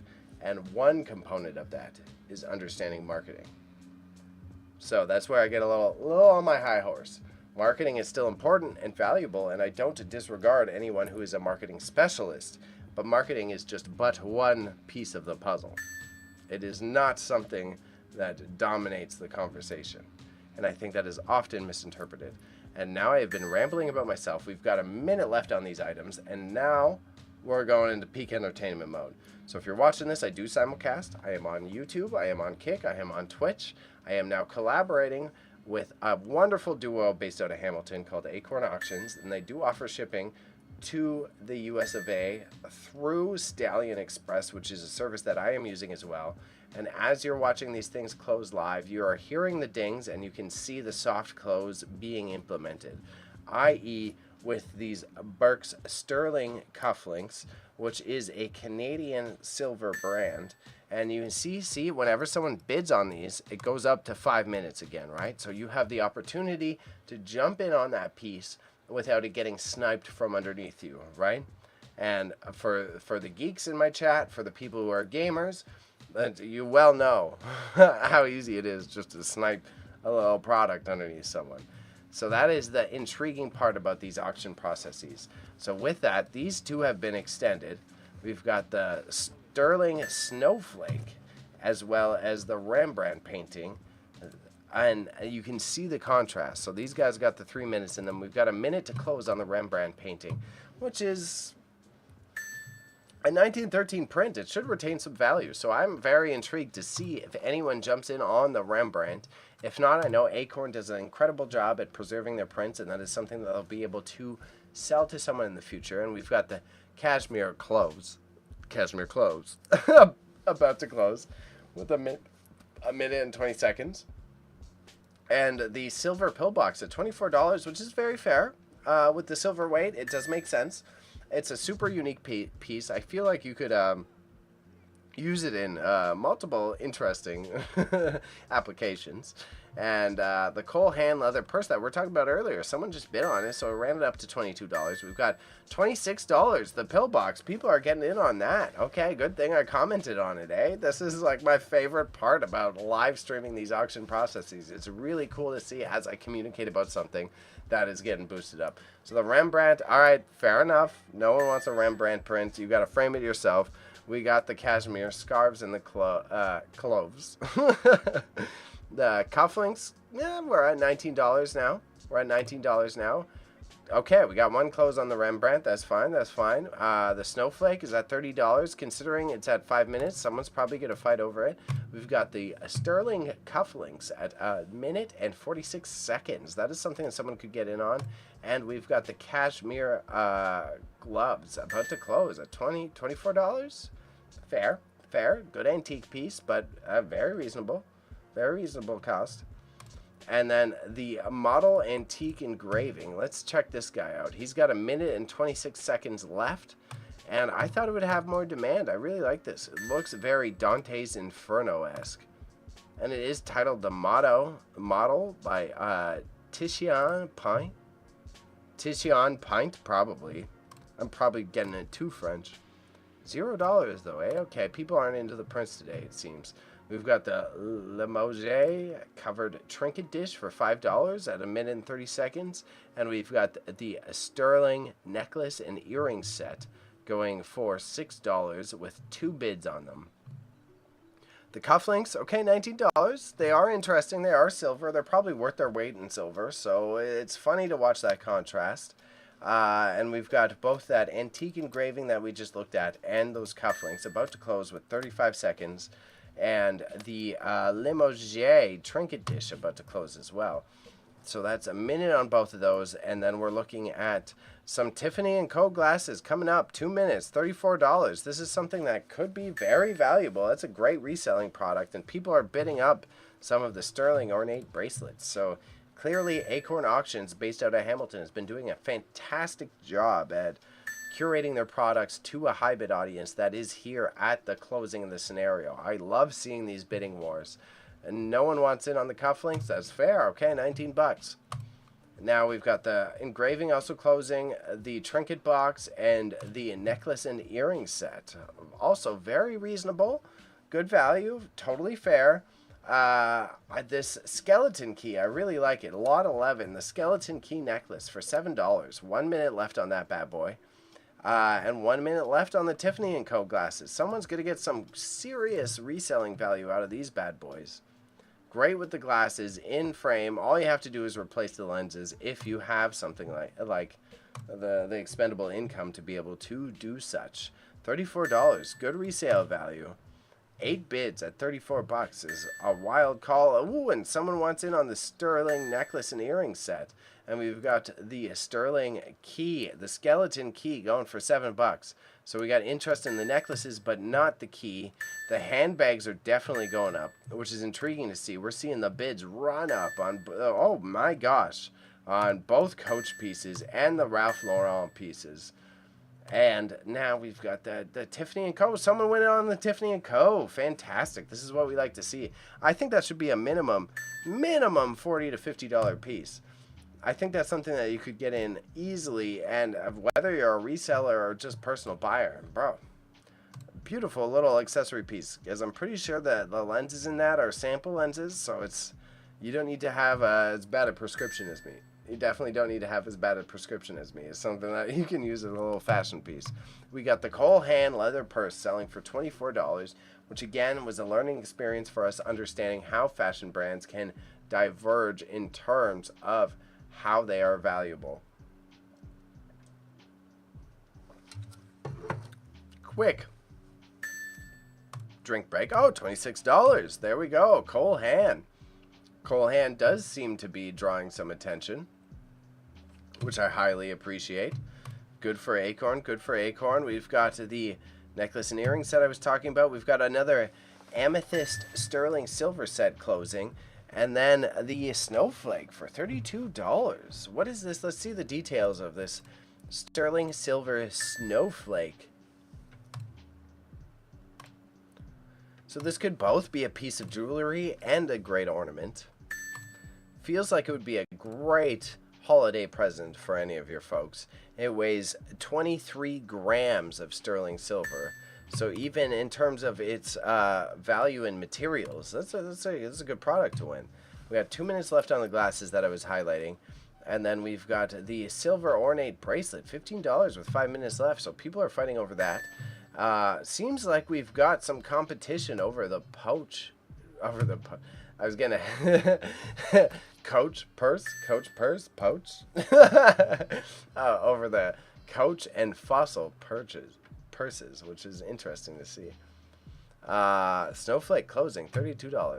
$32 on the snowflake. The sterling necklace and earring set. Ooh, someone wanted the snowflake. Okay, I wasn't wrong on the valuableness of that item. We've got the Ralph Lauren about to close for $65 at 18 bids. It looks like that initial necklace set is going to close. We've got a little bit of competition on the Tiffany & Co. I could see that going up to minimum $40. That's wild. That's wild. Good to see that people are interested in it. The Ralph Lauren purse. We've got a minute and a half left on the Ralph Lauren purse. And the sterling ring. Sterling heart ring. Whoa, that's pretty. This is one of the pieces we missed in the preamble. Damn near 5 grams of sterling silver. Very pretty. I can see that going. There's no way there's no competition on the sterling heart ring. I can definitely see that. The pillbox, glad it's good. It got a little bit of competition. I'm happy. I'm happy to see that. Happy to see that. We got the amethyst bracelet as well, going for $16 Canadian at 10 bids. It's going to be a good steal. Great holiday present as well. So you could get a little combo, get yourself a sterling heart ring as well as the amethyst sterling bracelet, and you've got some very pretty things to be able to take home. Sterling heart ring. Okay, a minute left on the close. The Ralph Lauren purse, $65, and the Cole Hand purse going for $26.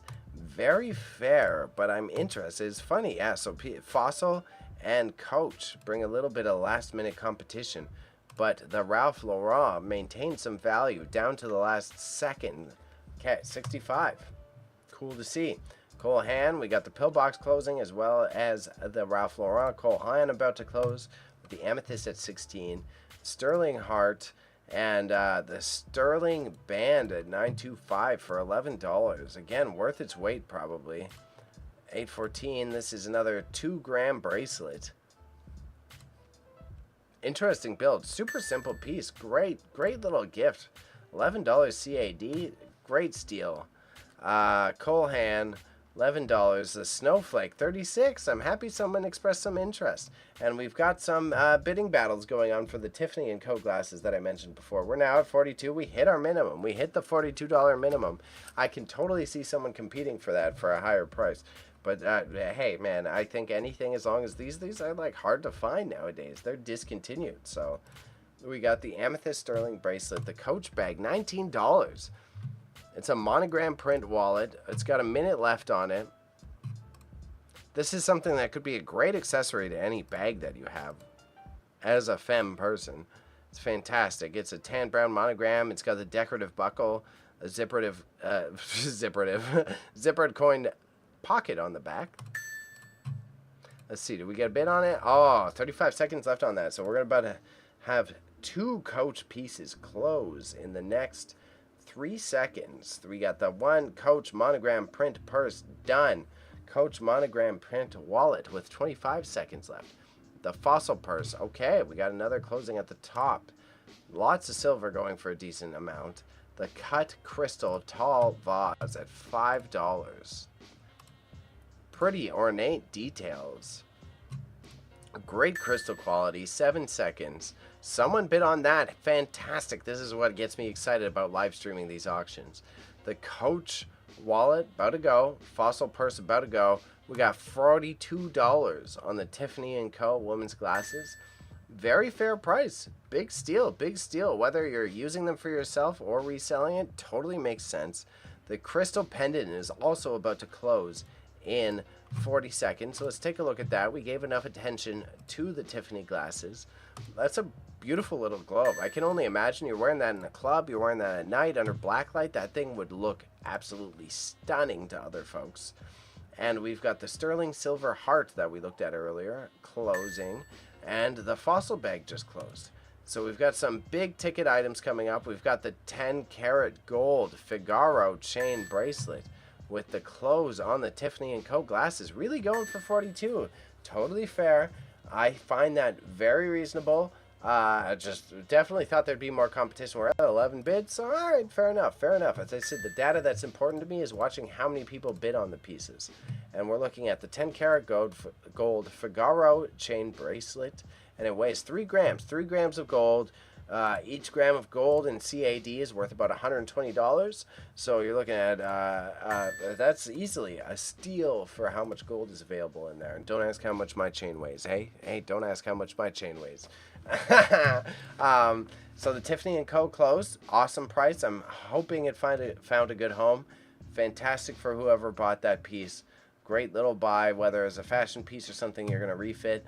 What's closing in the next minute? In the next minute, now we have both the Marvella crystal necklace for $10 and the sterling and crystal bracelet. The sterling and crystal bracelet is pretty nice. It's got a unique design with excellent quality and hinged assets with crystal inserts. This is also very pretty. This would look good on anyone, regardless of your fashion sense. I do highly appreciate what that looks like. That's closing in 54 seconds and $13. That's a big steal going alongside this $9.25 sterling ring with pink stone. So we got 42 seconds left on that crystal bracelet, which is wow. And the Marvella crystal necklace. Similar energy, super pretty. would look great under any sort of night light. Like you go into a black light space, whew, that's going to shine in a very unique way. Oh, and someone got in on the sterling and crystal bracelet. Thank you for that, chat. Thank you, everyone watching. I'm happy that I'm feeling validated. I appreciate your attention. I appreciate that people have an acquired taste such as I. So, baby ain't crazy on what looks valuable. The sterling ornate bracelet going for $17. Okay, good steal, good steal. So it's not a big engraving day. Very fair. It makes sense with the high quality selection that Acorn Auctions has based out of Hamilton. Again, they do offer the international shipping, so they've been doing an incredible job at curating high-end products, and it definitely seems that we have a lot of jewelry buyers in contrast to art buyers today. But this is an 1851 engraving.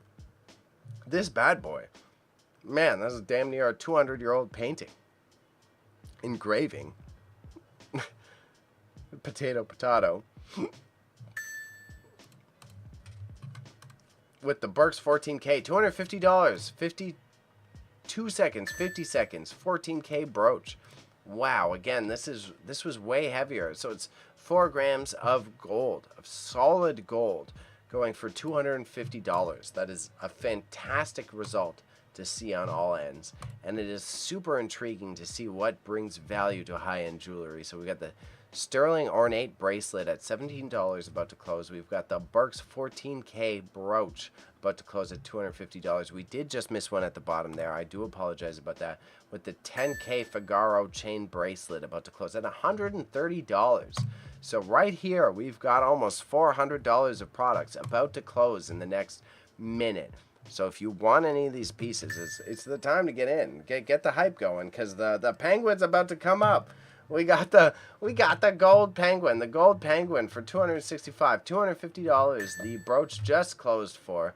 We've got 24 seconds on the Figaro chain bracelet and 50 seconds on the penguin. Did you see this penguin? I think you're missing how cool this penguin is. It's even got a baby penguin. You're not buying just one penguin. You're buying 2 penguins. An inch long, and it's a lot. It's 5 grams of gold. 5 grams of high-quality gold that can be a great... Ooh, $265. People fighting for the penguin. $130 on the 10-karat gold bracelet. So thank you, everyone, for listening in. I am very grateful that you guys see the same interest that I see. The cut crystal tall vase, very fair, 45 seconds. And the Kate Spade leather purse, $24, about to close in the next 40 seconds. So the vase is fair. We're creeping in on the competition items. The crystal and sterling bracelet that I talked about earlier really it started a little bit of a battle. It's cool to see. And the Pandora ring, $28 CAD. Also, thank you everyone for your patience, because I'm really putting on my entertainment voice to be able to do this. So thank you for your time, and I do simulcast. I do stream live on Twitch, Kick, and YouTube on a consistent basis. So if you're watching this YouTube video in the future, don't be afraid to subscribe to my other live streaming platforms. I'm really exercising my skills. Ooh, another Tiffany & Co. necklace going up. $65, 22 bids, and we got the Kate Spade closing and the vase closed. And we've got 25 seconds left on that crystal necklace. That would also look great as a showpiece in any nighttime environment with the crystal pendant necklace. Let's look at this bad boy. $8, 4 bids. Ooh, these are like, if you had to, this is the pair you want to go out with. This pair. That's the pair to flex as you're at a club. Go to a rave, whatever it is. Ooh, okay. Someone's winning them. Someone's adding some nice pieces to their collection. We've also got the Lalique signed ring dish at 49 seconds, about to close. This little birdie, very cute, very cute. Beautiful glass pheasant. Oh, it's a pheasant. Okay. I like it. Did it go up?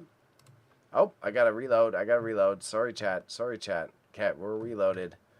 Crystal pendant. We're getting the nice nighttime piece. And the Lalique signed dish about to sell for $50. Wow. And the penguin, $270 on the penguin.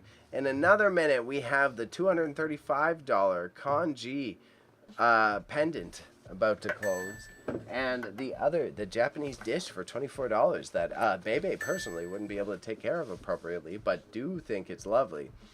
That's super cute to see.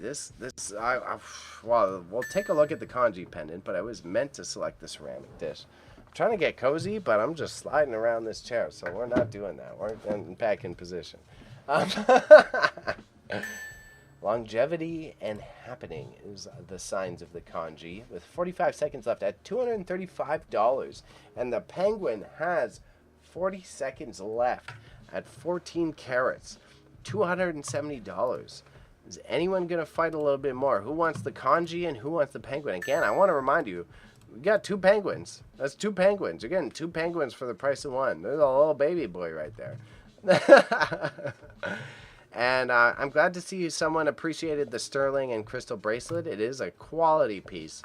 So let's see. We got 10, 9, 8, 7, 6. No one else wants in on a penguin. A 2-for-1 penguin. Fair enough. Okay. About to close with the ring. And now we have the other silver stuff coming in. And the diaspora stone necklace that we looked at before. That's $36. So we've already seen a lot of keynote pieces on behalf of Acorn Auctions with their international shipping available. Closing. And this guy, pretty good. Pretty good. $36, 12 bids. That's a lot of competition. And we got the Tiffany & Co. necklace about to close in 30 seconds. So we've got 3 keynote pieces of silver. So that's $24, $30, $70. All getting ready to get out of here. We had 1 close, and the Van Cleef. Van Cleef is so hyped nowadays, too, so I'm surprised. Van Cleef has big resale value. That's oh, it's the book on it, too. That's like the big TikTok flex. You got that Chrome Hearts and Van Cleef. Yeah, you got an easy TikTok right there. So we got 3 items closing, $30, $70, $13. 30 seconds left on the Van Cleef. And now we have M&S Genuine Ladies Leather Gloves, which I am envious of. I wish they fit my hands. I got some big baby hands, unfortunately, but I love leather winter gloves. I'm surprised that they didn't create more competition, but this one very much makes sense. This Burberry cashmere scarf, 30 seconds left at $105. With no date on it, it is a piece that, it could be an antique. You could have antique Burberry. It's not even like a fashion flex nowadays. You could have an antique piece of Burberry for $105. Wow. Great steal. And the antique cut crystal inkwell. That's a pretty piece, 17 bucks. You use that for a lot of stuff nowadays, too. You could put a little bit of powder and makeup in there. It'd be really cool to like insert some sort of liquid in it that you could use on a regular basis. But 17 bucks, 105 on the cashmere Burberry scarf, and the shearling coat that we already praised before for being supple at $140. Oh, it just got bid up again as I'm talking about it. The UGG wired classic sheepskin earmuffs too. The sheepskin earmuffs, where I made the funny mistake of not realizing that people say Uggs as plural for the boots. So this is UGG, the brand, for 95 bucks, 14 bids, good quality, and the inkwell just closed. So the sterling filigree earrings closing at $16 with 9 bids. We've got the $95 on the UGG. That is a great price. And the Bazier purse. Fair enough. People didn't have so much interest in it. Oh, and the William Saunders, that painting that we highlighted as beautiful earlier, has had some competition. It's up at $75 for 12 bids. When we were looking at it originally, it was 10 bucks. And now we've got $95 closing for the UGG. For the UGG earmuffs. And the Bosker purse, okay, very valid, with the sterling silver earrings also about to close for 16. Fair enough. You know, people get their wins. It is what it is. Not everything has to go for a high ticket amount, right? Okay, so I'm looking at also the Iroquois broken nose mask, where we misinterpreted which artist made it. Right? We looked it up earlier. I accidentally thought it was a English artist, but it is a genuine Native American piece. Someone made it with probably a virtuous story. You can see a Six Nations sign by John Elliott. I'm pretty sure John Elliott, I may not, don't quote me, but I think I've seen him in an art gallery of some sort, if not the AGO, something that is a notable brand to say. I just have to check my phone to make sure that I am not getting messages from Acorn Auctions, which is based out of Hamilton. All these items that you're looking at today is offered for international shipping through Stallion. So the two keynote pieces we have are, we got a lot of keynote pieces actually. We got the Sherling coat coming up for 150 with 4 minutes left. We got another bidding war going on for the Iroquois mask at 95, and that Calabra that I evaluated on, that Burke's candelabra is $215. So with the soft closes, we've got quite a bit of battles going on today. I'm so happy for Acorn Auctions to see this. It's always a lovely experience. I'm glad I took my gamer nap beforehand, because as you can see, I'm full. I gotta go. Gotta go fast, as as the other gamer folks would recognize that term from. So closing in the next minute, we have the William Kratzer original oil painting. He is a Canadian painter for $6. That's a big steal. And we also have a German vanity mirror. That is a pretty piece. What is that? Let me see this vanity mirror. Oh, and it's the back. The back is the fish, and the fish stands it up. That's stunning for $11. Wow. Oh, okay. Someone, come on. A minute left. No one wants in on that stunning detail of that piece. That little fish stand, cute as hell. A chinchilla leather hat. It seems like the competition for the Iroquois mask has slowed down, but it is still something valuable. The Gustav Berg vase. That is probably the most Caucasian pronunciation I have, as I say vase. We got vases, but this vase is quite beautiful. Sweden, small vase with applique. I love the silver details on it. It's about to close in a minute alongside the German vanity mirror and a chinchilla leather hat. I don't know if you've ever held a chinchilla in your hands, but they are probably the softest animal I've ever witnessed. And we've definitely received some competition on William Saunders' original painting. This landscape is not only... it's mind-boggling in terms of an artist's perspective, but the frame... They've got some detailed shots of the frame here, too. It's got the right amount of speckling that shows its age, while being a great piece of fine art. And I love seeing that. And the Thunderbird Haida carving, that's another North American indigenous piece, with the official Sunday, February 1982 from Vancouver. So another indigenous-made piece of art, which I'm glad it's going to find a good home and is valued appropriately, because it is a truly unique piece of Canadian history. And I can see that this candelabra, oh man, we got a fight going on for the candelabra at 23 bids for $245. And the Iroquois broken nose mask at 95. 95 is really where this is going to sit at. That I'm kind of surprised at. How big is it? It's 5 inches by 4 inches, so it's a big piece.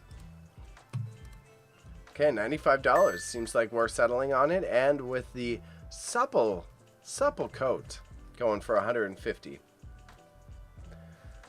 Oh man, I can handle talking at this pace, but whoo, it drives you. I don't know how auctioneers properly do it. I'm talking mad fast, and my mouth gets dry quick. I try to bring the World of Warcraft mug to just add some aesthetic. $95 on the Iroquois mask. Supple jacket about to close, and the Henkel silver plate. I was just having a big debate with someone about how Henkel really fell off as a brand. But I do know that they're trying to reinvigorate their products, because some of the people in the film industry in Toronto, they're filming some ads again. They're hiring actors to advertise their knives, because they want to reinvent themselves. So this set is an 18-piece flatware set, and it's going for $6. That's a good steal. We got a Dior silk scarf, which is Very pretty. Ooh, we got another dollar on that Henkel. That's a nice Henkel, because that shit, it's only going to go up in value on this Henkel because they're taking the time to try to reinvigorate themselves. I know they're collaborating with a Japanese knife brand specifically. I'm probably not supposed to disclose that information, but here you go. You got the improv info at Acorn Auctions closing. So the Henkel may not be the high ticket brand right now, but it does have a lot of decades old cachet, and they are purposely working on making sure that they can get that back.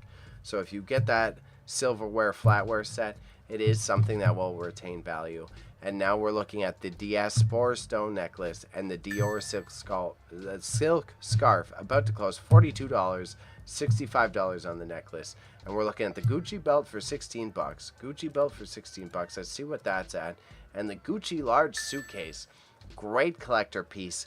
And again, if you got some expendable income, you're a little bit of a wealthy person, the reason the suitcase is such a flex is because if you could already afford first class flights, everyone else with you can afford the first class flights. But you want to know how to show off? You get the badass suitcase, okay? That's so you do a little bit of, you're doing like, I know my luxury brands flex, and it's like, hey, we're both in the rich people seats. I got the cool bag, okay? But the William Saunders original painting, $120.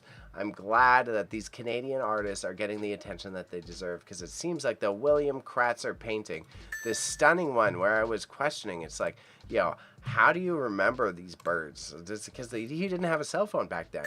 This guy just ended up like capturing this image of this bird in his head and made such a beautiful reproduction of it without having like an immediate photo on hand. So we've got the William Saunders about to close for $120. So congrats to Acorn. They're killing it today in this auction with both their art and their jewelry. Unfortunately, it seems like the prints are what isn't getting the hype, but I'm glad that a lot of Canadian genuine painters are getting their attention. And we've got a bid on that William Kratzer. So let's take a look at the Saunders right quick. $120, is that where we want to finish? Because this winter scenery is stunning. It's literal maple. It's a maple farm. It's a maple farm scene. So if you're Canadian, bruh, you better appreciate it. As I said, I cut my jowls as a photographer on a maple farm. That really taught me a lot. And although my photography teacher was not the most awesome person, it was a great variety opportunity, and that closed for $120. Super fair. I'm glad that these Canadian artists started to get their love. The Gucci belt, about to close in a minute. We've got a couple keynote items. We've got a lot more fight on the candelabra for $255. We've got $185 on this Gucci black jockey hobo bag for $185, and the Gucci suitcase. People are fighting for it because that's right. You want to flex. The suitcase is the flex. And these black pearl cluster earrings. If I spaced my earrings as a kid, so they don't fit, but these are stunning. I absolutely love these. There's certain luxury pieces that I'm not allowed to have because they're just gonna fly out of my ears and I'm never gonna see them again. So there's a little bit of an issue in that capacity. But I do absolutely, they're stunning pieces, and I wish I could wear them without having to worry about losing them. Oh, we got another piece closing, the Alato vase. So this is in the shape of a lake. $32 at 8 bids. So at least there's some interest in it. I'm hoping to see a battle on it. It's a cool piece. I really like this. This is like a designer piece of glass. And I just used vase. So glad. Ooh, as I'm talking about it, $42. Good job, everyone. Okay. Black. Ooh, and the pearls went up too. So we're looking at the two keynote pieces, people getting in. The big keynote piece that's coming up is this Burke's candelabra. This candelabra, it's Canadian made. Burke's Sterling Silver is a Canadian brand. It's got some great qualities to it. It's minimal wear, and it's something that retains its value over time and only appreciates. When you burn candles in sterling silver, you are able to clean the product and not have it cause any wax damage. So $255, totally fair, but know that you're getting that piece for more, like less than what the actual silver itself is worth within it. So great steal, great steal. And a black pearl necklace. Ooh, that boy was worth like $6 when we were looking at it earlier. So it's super cool to see that it ran up to $70 with 10 bids. We got some pearl interest buyers today with this auction with Acorn Auctions based out of Hamilton. So anything that you're seeing, you can see these links in the chat if you want to participate. It's cutting it close because we're running low on stuff. But they do ship internationally using stallions. So no matter if Canada Post is having its problems, you will receive these pieces. And it looks like that candelabra closed for $255, which is awesome to see. And we've got some opera pearls. So we got $70 pearls. We got $25. 25 should be 25. Anyone wants to bid it up, you could get them for 25. Black pearl necklace. Let's look at the opera pearls. What's different about the opera pearls? Oh, they're like the classic. When you think of pearls, these are opera pearls. 100 inches of genuine pearls. Where are you going to find that nowadays? For $25. What a steal. I absolutely love that. And that Louis Vuitton bag that I hyped up at the beginning of the stream again. You guys are making me so excited. I love that we can share the passion for the items together, because that Louis Vuitton monogram bag, although Acorn Auctions was transparent about some of the wear on it, it is just natural leather wear. It's nothing that is actually impactful of the quality of the product. This is a genuine piece of Louis Vuitton luxury branding that is high quality in a unique way. And the black pearl earrings. So we got a little earring battle. We got one closing for $32. It seems like other people are fighting over the cluster earrings that I'm jealous, that I wish I could wear. And the Gucci suitcase, $400. I dare you to go into a luxury store, a consignment store, and get it for $400. That consignment store, they're charging you $8. And the sterling can. Woo, okay. It's funny to see in the Henkel. I'm glad I gave some Henkel history. The Henkel history seemed to have paid off. We're at $16 on the Henkel.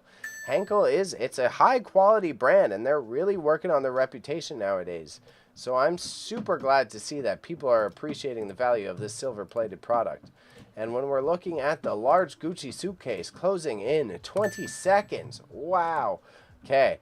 This bad boy, this is in immaculate condition, and this is not only a piece of like retro vintage history, it's something that it will appreciate in value. So for $400, hey, it's being appreciated, but that's got some serious resale price on it. So 1 second left. Ooh, Gucci suitcase, done. Okay, $4. Congrats to Acorn Auctions. Sorry for the clap. Probably a little too loud in the mic. I will honestly admit that one. So the Burke's Sterling cut crystal vanity jar, $32, closing with 40 seconds left. And again, man, I'm okay holding the capacity to be able to do this type of announcing. But my gosh, how auctioneers do it, because I'm moving fast. I'm not doing the hibbity. That one, that's a whole different capacity and skill you need to maintain. So $32 for 20 seconds. We've got the black pearl cluster earrings that I highlighted previously.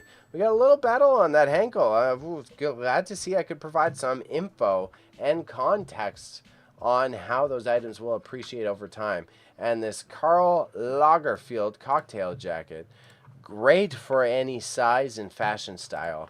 I really like how it flares out. I feel like you could get some anime character vibes going off of this. Of like wear a unitard and then wear that on top and have the flare going. So $40 with cashmere. Is it cashmere? Cropped cocktail jacket. Okay, not cashmere. I'm overdoing it. But so basically the designer that reinvented Chanel. Oh, we got a bid. Thank you, chat, for enjoying my commentaries. That's a $42 jacket now. Because that flare, bro, you could apply that even if it's not exactly your large size. It's something that could be. You could apply it to many different fashion senses. And this is Osaka pressed glass vase was created by a Swedish glassmaker that was trying to pay tribute or homage to the Japanese. So $12, very fair. Okay, maybe because it's a Swedish homage, but the Go Bell about to close. We got the pearl cluster earrings that I already flexed enough. Closing for 30 bucks. Fine, fine. Giant vase. This is a 6.5, 6.5. It is 16 inches high. It's a high quality glass. That's interesting. So high quality glass closing for 6 bucks. Fair enough. The Alto. Ooh, we got some interest in that. I'm happy I showed off the value of the lake design and the Gucci black jockey hobo bag closing for $200. The Henkel is still got some competition. That stuff's been going up for a minute. And we've got the sterling candle going up to 110. That thing was low earlier. And Kratzer, 55. People are fighting over the Canadian artists. So congrats to the Canadians out there. All right, everybody. Again, I want to remind you that I do simulcast. I am on YouTube. I am on Twitch. I am on Kick. So if you subscribe to any of these channels, you will find more live stream content. And wow, the Robbie Burns poetry went up to $32 with 10 bids. Let's see, do I add some competition? Because I think I can. I want the Robbie Burns poetry. We're gonna go to $34 max. 35 will be my maximum. We're gonna 35 maximum. Robbie Burns, just because I want to give it to my Scottish family as a present. And the Fender guitar is about to close for 70 bucks. The Gucci bag closed $200. Okay, we got some real competition.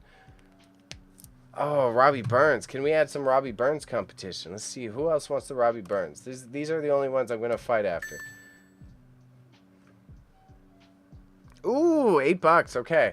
So that Henkel that I was fighting for. And we got, 8 seconds left. $420. The magical number on the monogram purse. As long as I get those poetry books, I'm happy enough with it. I'm not going to be greedy. Can I get this guy up to 10 bucks? I'll do 10 bucks on that. Let's see. Maybe I can run him up. The anime cocktail jacket going for $42. I'm glad people are appreciating the aesthetics of it. And the Henkel silver plated still sitting at an $18. And these Fluvog heels, $44. So okay. Good piece of fashion history. And Elizabeth I folio book. Let's actually look at this Wedgwood English small planter because it has some immaculate details. Made in England. Looks like it was made by hand. They did an incredible job documenting it. This antique is neoclassic Jardine made in Wedgwood in the late 1800s. So this is an 1800s plant potter. And because of the ceramics, it will definitely maintain the water well. And there we go, chat. $16. Good bid. I appreciate y'all. Oh, and I got outbid on my Robbie Burns poetry. Who's fighting me on the Robbie Burns? I want 2 things out of this auction. Everyone, I'm getting a fight. So the Alato vase going for a little bit more. Oh, this man put in money, eh? 38 bucks. He doesn't win it. So the Dutch and Sterling candle holders going. Wow, come on. Appreciate my Scottish heritage. We got $430 going for the Louis Vuitton monogram speed bag. I'm still winning my Robbie Burns engraving. I'm glad that someone's appreciating this 1800s paint planter. Wow, like that thing it's wow. 5 lion head door knockers and grapevine garland connected to each.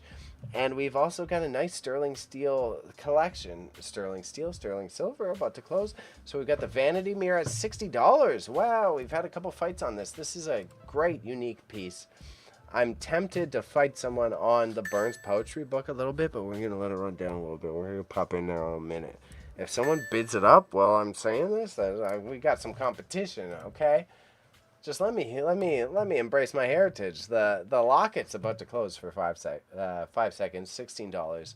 Sterling knot earrings at $15 Canadian. 40, 16, 24, 11, 50. So we've got a couple items with competition left. We are nearing the end of the auction. We've got about 10 pieces left. So it's getting competitive. And the Canadian William Kratzer is getting the eyes he's deserved finally.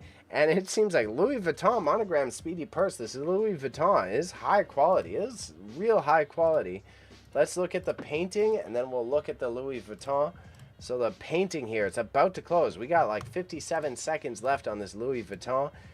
And then 50 seconds, 57 seconds left on this painting. That is an official Canadian original painting. This bad boy, born in Germany, moved to Canada, painted in Algonquin Park, $55, 20 bids. That is something that will retain resale value. And this monogram Louis Vuitton, that's why I was mixing up my words. It's a literal antique Louis piece. The leather work, Acorn did a great job at communicating the slight wear to the piece due to its age. But even this, like, look at that. That's the type of leatherware when you want to buy an antique leather bag. $430. Thank you, chat, for participating. And you know what? I'm gonna fight this Robbie Burns guy a little bit. We're gonna $40. Otherwise, I don't need to break the bank. I don't need to break the bank. It's either gonna be a present for my mom or it's going in my personal collection because, yeah, I don't know if you've looked up Robbie Burns, but he's got a lot of history to those cultural folks. Hey, I might even send it to my Scottish family. We'll see. Oh my God, I'm getting a fight. Come on. Come on, who's fighting me over Robbie? You wanna go? You wanna go? And the Burke's Sterling Vanity Mirror. I'm glad that there's some actual attention to it for $75. And that Wedgwood, that's an $1,800 plant, 1800s planter going for $16. We've got another close on the Coach Sonoma bag for $50. Congrats to oh, 55. Wow, it's really, I love seeing the lifetime reactions to the products that I'm pointing out. Again, everyone, if you participate in the chat, you can see that there is a link to still jump in on this auction. It's very close. We've got 21 open lots still available. And Acorn Auctions does offer shipping even with the Canada Post strike. And the highly competitive Louis Vuitton monogram Speedy handbag, $430. $430, 63 bids. This is a serious ass fight. Wow. All the stitching is intact. It's got brass locks. The exterior of the bag is in great condition. This thing, again, I was talking about retail value. You can resell that. That's I don't even want to brag about how much you can resell that for. That's someone's getting a good deal. Yeah, brass locks, bro. Big brass locks. Locked in. Come on, I know what I'm doing. I'm reading. I speed read. I speed read. Thank you, chat, for checking, baby. You ain't the only one. Oh, man, I love streaming because I feel like I'm doing quality work and everyone keeps your ego in check. $430, 63 bids. That was a great fight. That's a fantastic fight. And this is why I love doing it. I love observing how I can understand the different quality products and the competition that is demanded by their market interest. So we've got $75 on this Burke's Sterling Silver Vanity Mirror. It is a very beautiful piece. I'm glad it's getting the attention it deserves. And we've got a lot of clothes coming up that have had competition. This cashmere pink sweater, $14. $14. You want a little present for mama? You want a little present for grandma? It's quite pretty. What's the label? Ann Taylor. Size small, 100% cashmere, pink turtleneck. Great condition. No moth damage. I'm hesitant. I don't want to fight too much over the Robbie Burns. I want the Robbie Burns. I think the test will be as if the person fighting me is in the chat. I'm going to go to 45 on the Robbie Burns. I'm going to go 45 maximum on the Robbie Burns. We're going to see if someone fights me for 45. That's my maximum. That's my maximum. We're going 45 on the Robbie Burns. If he beats me, I'm out. I'm out. Let him have it. Let him have it. They can have the piece of Scottish history. And we've got the Burke Sterling Vanity Mirror closing. We've got the cashmere sweater, pink turtleneck closing. We've got the Lug Taxi Cab travel bag, $18. Fuck, okay, someone else gets the Robbie Burns. I got a good print. I'll give the print to my grandma, to my mom. God damn, I wanted Robbie, but I'm trying to be fair here. I'm not that type of guy. I'm not here to just spend as much money as possible. So we got the Burke Sterling Vanity Mirror. Fantastic. The etching itself will be great for my mom, so it's totally fine. Cashmere pink sweater about to close. We got the taxi cab travel bag at $18. And, the Panasonic camera, we're missing some because there's so much competition going on right now. We're on our last window, too, folks. We're on our last window. How much do you think I can fight this man for Robbie Burns? Do I bet him up? I feel like someone's watching me, fighting me on Robbie Burns. I feel like I got a Robbie Burns battle. We got an original lithograph going for $35. And we've got a original signed art going for $5. And a serigraph signed and numbered for $16. Let's see this guy. About to close in 30 seconds. Let's look at this art. Signed and numbered. So this is an original print. $7. 57 seconds. That's a beautiful little piece. I love the coloring. Oh, and someone bid on it. Thank you, Chad. Thank you, everyone, for watching. I appreciate the value in what I'm showing you. We've got sterling knot earrings. Okay. Throw some gambling in this now. Hey, I got some gambling ideas for the future on how to accelerate this chat. But first, before I debate about whether I selfishly want the Robbie Burns, we've got another Burberry bag coming up, dog. Are you interested in Burberry?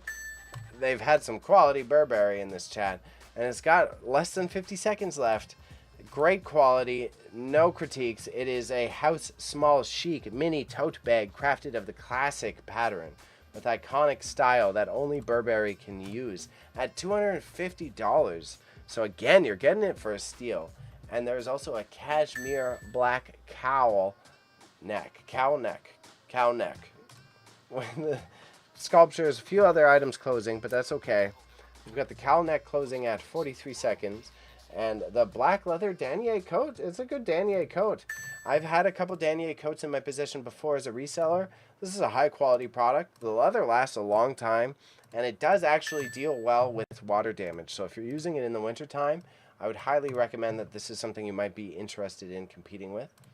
I'm putting in 50 on the Robbie Burns. I'm putting in 50. Damn it. Okay, I'm out of the Robbie Burns. Bugger. That's okay. The Coach Sonoma bag, $70 CAD. Hopefully I'm convincing other two people to battle over Robbie Burns. So at the very least, then I helped Acorn with the process. Van Gogh art prints, $0 Canadian. Let's look at this Van Gogh. I like the Van Gogh. Is it an original? No, it's just a classic lithograph. I'm surprised. It's one of his most famous paintings. 10 seconds left. We've got the pewter wreath brooch. There's no way. If you bought the Robbie Burns, if you fight me for the Robbie Burns chat, marching into madness, I'm gonna be grumpy with you. If you bought my Scottish heritage out from under me, the Coach Sonoma bag, $70. Oh, I'm surprised. Oh, the other coach. I guess the other coach went for about the same amount. I just thought there would be more competition. And then also, again, anyone who was watching in the future, that is exactly the reason I get so excited at this live stream format. I really love that I can physically see that as I'm commenting and showing you guys more details about these items, we're generating a little bit of competition. It's something that I hope to offer as a service to other auction houses in the future. And to start this off, I'm so glad that I'm doing it with Acorn. They're great humans. They're fantastic at what they do. They're highly skilled. They have a lot of experience in the industry. And I know I've learned a lot from working with them. And as far as I know, that is the classic denier tag. So for $38, that is a original denier jacket. And we've got a diesel messenger bag that is also closing in a minute. This Panasonic Lumix, it is a high quality camera. And for $42, $44, as I mentioned it will resell at a good price. So good call, everyone. Anyone watching in the future, Bailey will fight you for taking an item even though it's the highest bidder. Yeah. Hey, we're trying to create a peaceful reputation. I love you too, Acorn. I love you too. This has been a fantastic experience, and I've been very much enjoying it. I'm gonna tap out on the Robbie Burns. I'm gonna let the other people fight for it. I'm so... Oh, I got the lithograph. I'm gonna frame it. I'll give it to my mom. That's good enough. I was tempted. I'm like, let me get my heritage a little bit. But thank you, Acorn. It's been a fantastic experience. And shouts out to the chat on Twitch who thinks I'm going to fight people over products. No, Acorn knows that I'm a lover. We got the original signed art going for $10. I'm happy it got some appreciation. And we got the diesel bag closing for 40 bucks. Okay, 20 seconds left on this diesel bag. Diesel is still also a good resale brand. It's something that, good present, good messenger bag. You want to take that to university. You want to use it as a fashion accessory. It works out. That's a good duo. 6 seconds left. The original signed art. What is this original signed art? It's got 5 minutes left. It started a recent competition. Let's see who's in on it. Watercolor, ink, and acrylic original art. Okay. I like this. Let's take a good look at this. $11, 5 bids, closing at $8.56. 2015. Custom made. Cool. People are getting in on the cashmere sweater and the Lumix. We are on our last 5 items. So thank you everyone for taking your time to tune in to this live auction reaction. Acorn Auctions Hamilton is based out of Hamilton, Ontario. And all the things you buy today will be shipped internationally. They do use a stallion, and they are a fantastic duo that are super passionate about what they do. And I personally have been really inspired by what I've been able to learn by them. So if you don't buy anything in this auction, this is something that will happen consistently in 2025, and don't be afraid to pop out in our next opportunities. Thank you so much for your time in participating. And we've got the last 4 items. I'll do my cheesy conclusions after. The Robbie Burns, okay. I hope whoever got the Robbie Burns, if I was fighting someone in the chat, I appreciate you. Good battle. Robbie Burns, I hope you appreciate who he is as a Scottish poet. A big piece of history. Closing at $55. Fantastic. That's a part of my heritage there. Okay, good. I know it found a good home. Unless someone was just pettily fighting me. In which case...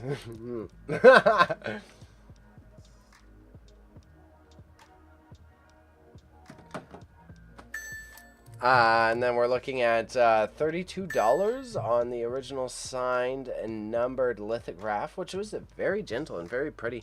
The Panasonic Lumix. I'm surprised. We got a little bit of a fight on the Lumix.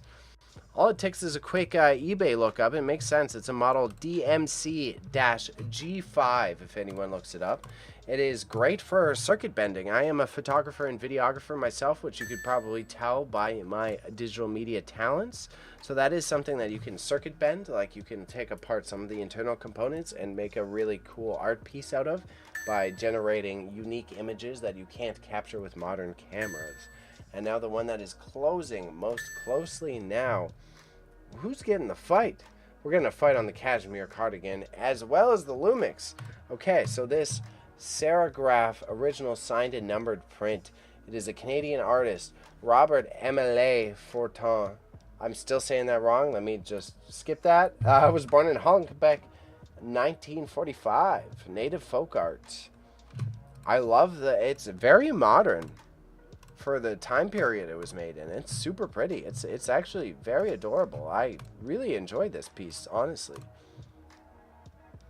Original signed and numbered, $32, 12 bids. I feel like someone could appreciate that artwork for much more than such the tiny cost that is appealing. There we go. No, we're getting the bids in where people fighting over the Lumix. We got a Lumix fight and we got a cashmere cardigan fight. So let's see what the cashmere cardigan's going for, and then we'll pop back to see if that print gets the love that it deserves. This cashmere cardigan is from the Charter Club Luxury. It was made in China. Doesn't dismiss the quality. Temu really wiped out the quality of China, but now if you're looking at antiques, don't be put off just because something says it was made in China. Acorn themselves says it is so soft. And I'm starting to sound like the dude from the shopping channel. That is my job. Temu catching strays. I got a talent for yapping, dog. I can yap for days. This is all I do, is I take all that history knowledge that I have and all of this weird product knowledge that I have, and I apply it to the current style of content. So again, I appreciate you for tapping in. All I try to do is try to highlight how cool things are so that my friends can benefit, okay?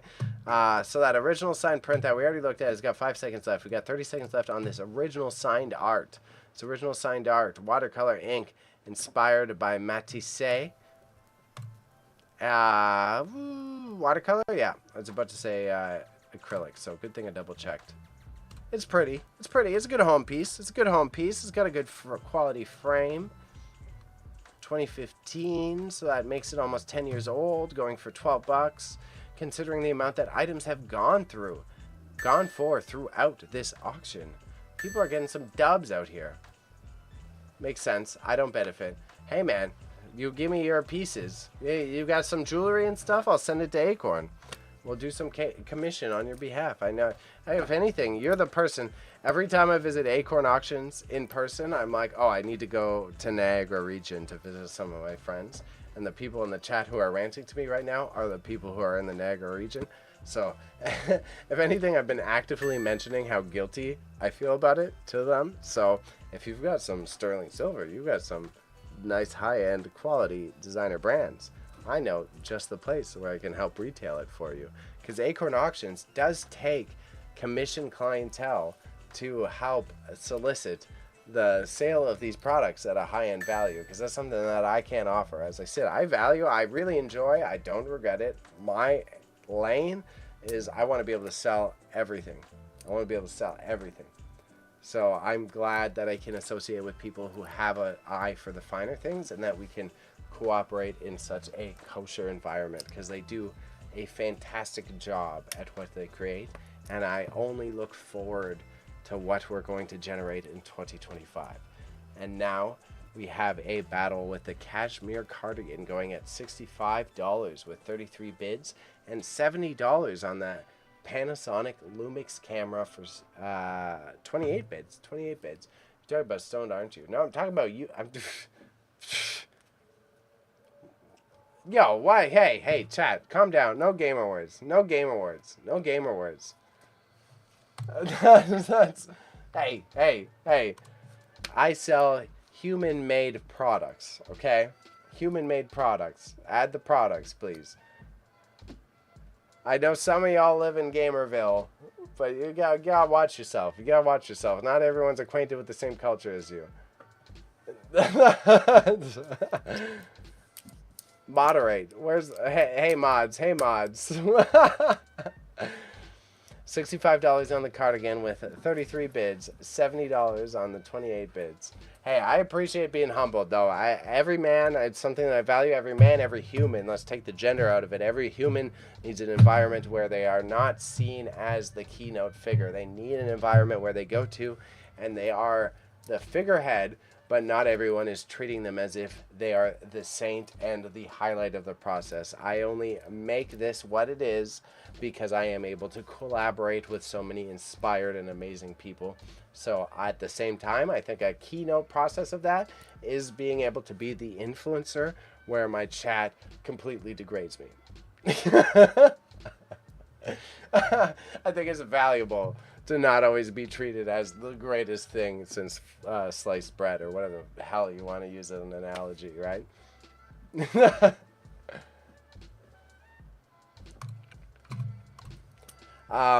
Cashmere cardigan, we got 19 seconds left, $65, 33 bids. It's a good going rate. We got $70. Thank you, chatbot, for breaking up the offensiveness that's being dropped in my chat. I appreciate you. I do simulcast. I'm on Twitch, I'm on Kick, I'm on YouTube. So if you're watching this in the future, don't be afraid to subscribe to the other channels where you can easily support me by subscribing to watch ad-free. Now, $65, 33 bids, closing, done. And we've got the Panasonic Lumix digital camera. Last one that's getting a fight, which, not surprised. But I would have thought one of the jewelry pieces would have been the final one that we're looking at for the close tonight. So that's $70, a minute and 10 seconds. And Kick, it's just how they talk. Hey, and Kick, I got... How many followers do I have in Kick now? I got 20 followers on Kick. Not much longer. A couple more months, I'm going to have affiliate on Kick as well. But to get monetized, oh my god, to get Kick partner, that's crazy. Like, I can get some subs on Kick, but to get partner, this is never going to happen. That's fine, though. We want to get monetized on YouTube. And right now, I'm talking about me, so let's switch it back to Acorn Auctions, and then I'll ramble about how to support me. Aiden Ross just got fired from Kick, so you actually don't know your Kick lore. Okay, chat. Okay. Terminally online folks hanging out here with me tonight. Because Acorn Auctions has 28 bids on the Panasonic Lumix digital camera. Let's see where we're at. This bad boy. DMC G5. It's got a battery and a charger. They are a good quality camera. 8.4 volts. Panasonic tends to stand the test of time. Closing. Bingo.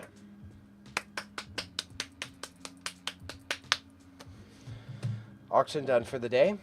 I didn't mind the clapping, but I did get self-conscious as I was doing that. I'm like looking at him like, how do I look ridiculous if I look in the camera or not?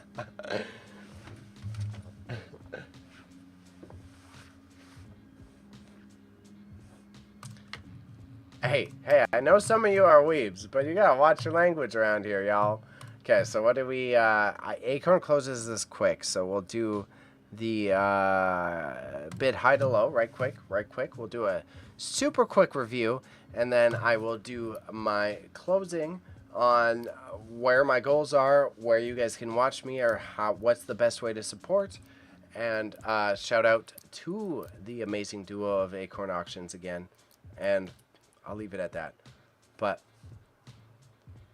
we've got the Louis Vuitton bag, so it's a see, they're already way ahead of me. $430 bag with 63 bids. Again, I am more considerate of how many people are bidding on the items because I think that is more valuable to understand.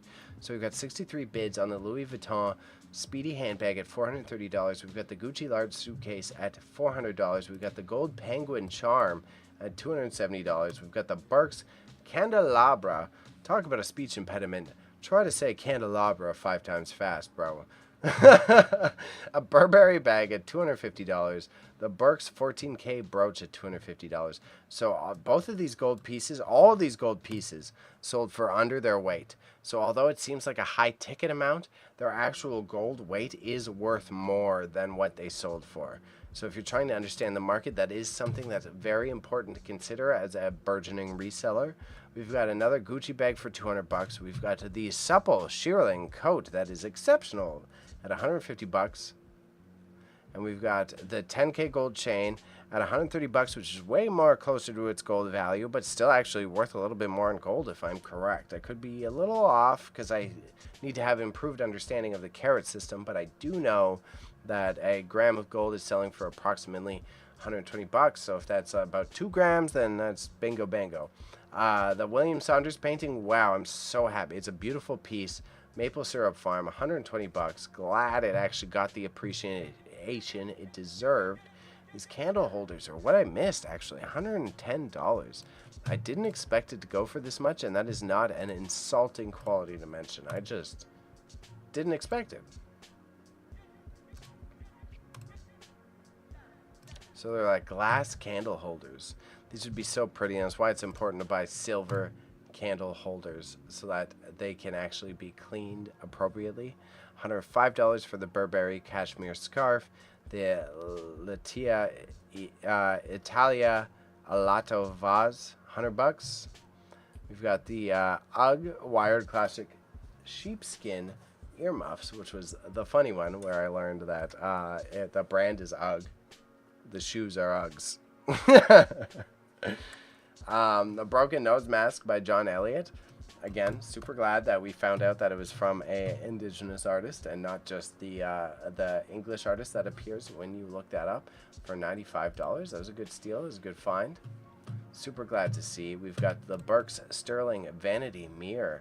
19 bids at $75. We've got the Panasonic Lumix Camera Digital for $70. That was it was the last item we watched close, actually. The Tiffany & Co. necklaces for $70. Oh, my gosh. Again, I definitely have the personal capacity to be able to hold up this level of speech, but whenever you watch an auctioneer, I guess they take water breaks at periodic points where they're hiding it. That's what I need to work out about my pattern of this style of hosting, because I feel very confident with it. But I get so thirsty and cottonmouthy at particular parts, and I'm like, okay, I need to schedule in. Take another swig. That was great. Hey, chat. You're supposed to be my friend.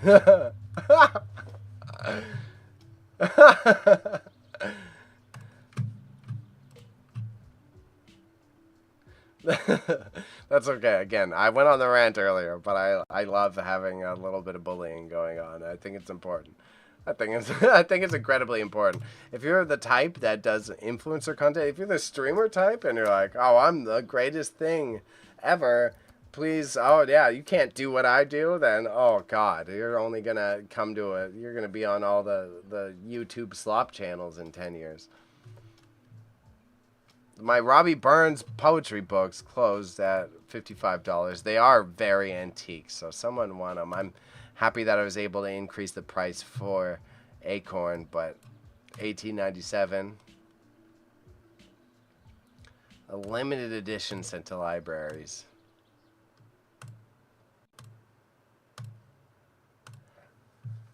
Whatever, someone else. I just hope they're Scottish. I hope they're Scottish. Let's hope an English person didn't get them. That's what. If an English person got the Robbie Burns book, I'm gonna be a little. I'm gonna be biased there. Can't let the English get the Robbie Burns book.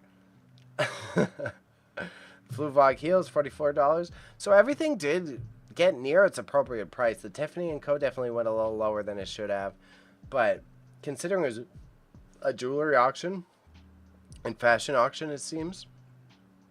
Definitely makes sense. Chinchilla leather hat, black pearl cluster earrings.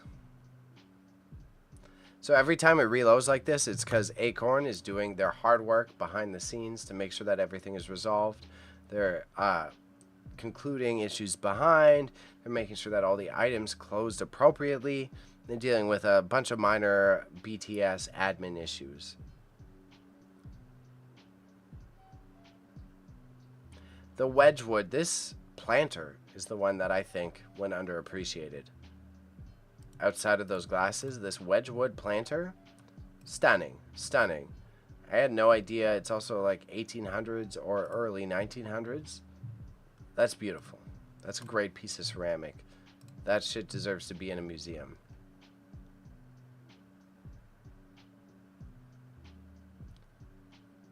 See, I got at least I got my Robbie Burns for $10. This one I'll put in a frame. I'll give to my mom. I'll give the other print that I won to my stepdad. I'm gonna give the Robbie Burns. This is a good mom painting. In case you didn't know. Robbie Burns, Scottish poet and lyricist. From 1759 to 1796. He was one of the original artists that created independence, and through his artistry inspired people to protest against the British rule.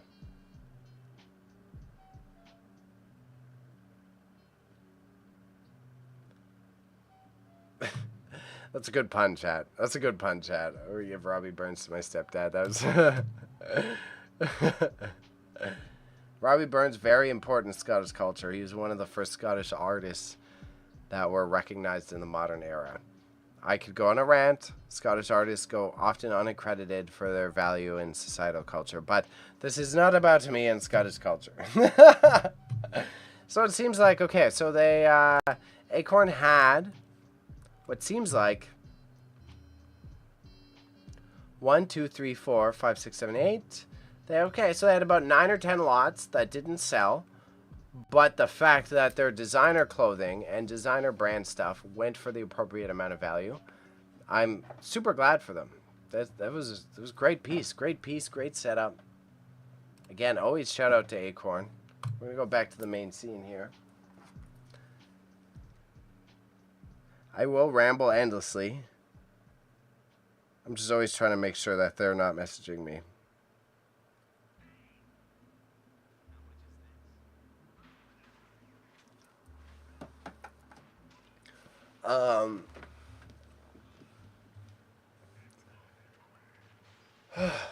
breathe.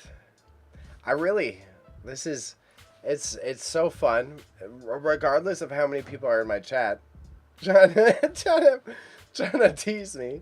I am really inspired by this. This is a style of content that I've been really enjoying making, and it combines like a multitude of my skills. I'm applying a little bit of them journalism experiences that I had from the past to be able to talk at such a fast pace, as well as convey information that I gathered through my historical passions. And as a PR specialist, I am very aware of what I am supposed to highlight to help benefit the business of people that I collaborate with. So I'm genuinely very appreciative that I've created this crazy, unique style of content. Like, I don't have some big ego in terms of, oh, I'm a genius that I made this up, but I'm so blessed that all of my missteps along the way were able to amalgamate into something that can be entertaining for folks that are already aware of the live streaming format, and was able to also provide benefit to people that I admire on the business front. Okay? So, big words aside.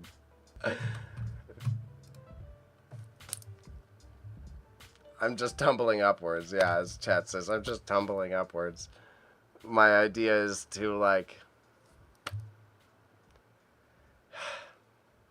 if I were to give the inspirational speech side of it, it's to always have faith and follow your heart, and not be irrational in the pursuance of your passions. Still have plans. Still pursue them with wholehearted dedication and direction and end goals. But even if you miss that end goal, the fact that you took the time to plan it out in such a strategic manner, all those lessons that you learned about whatever objections, oh God, the talking fast has fucked me up.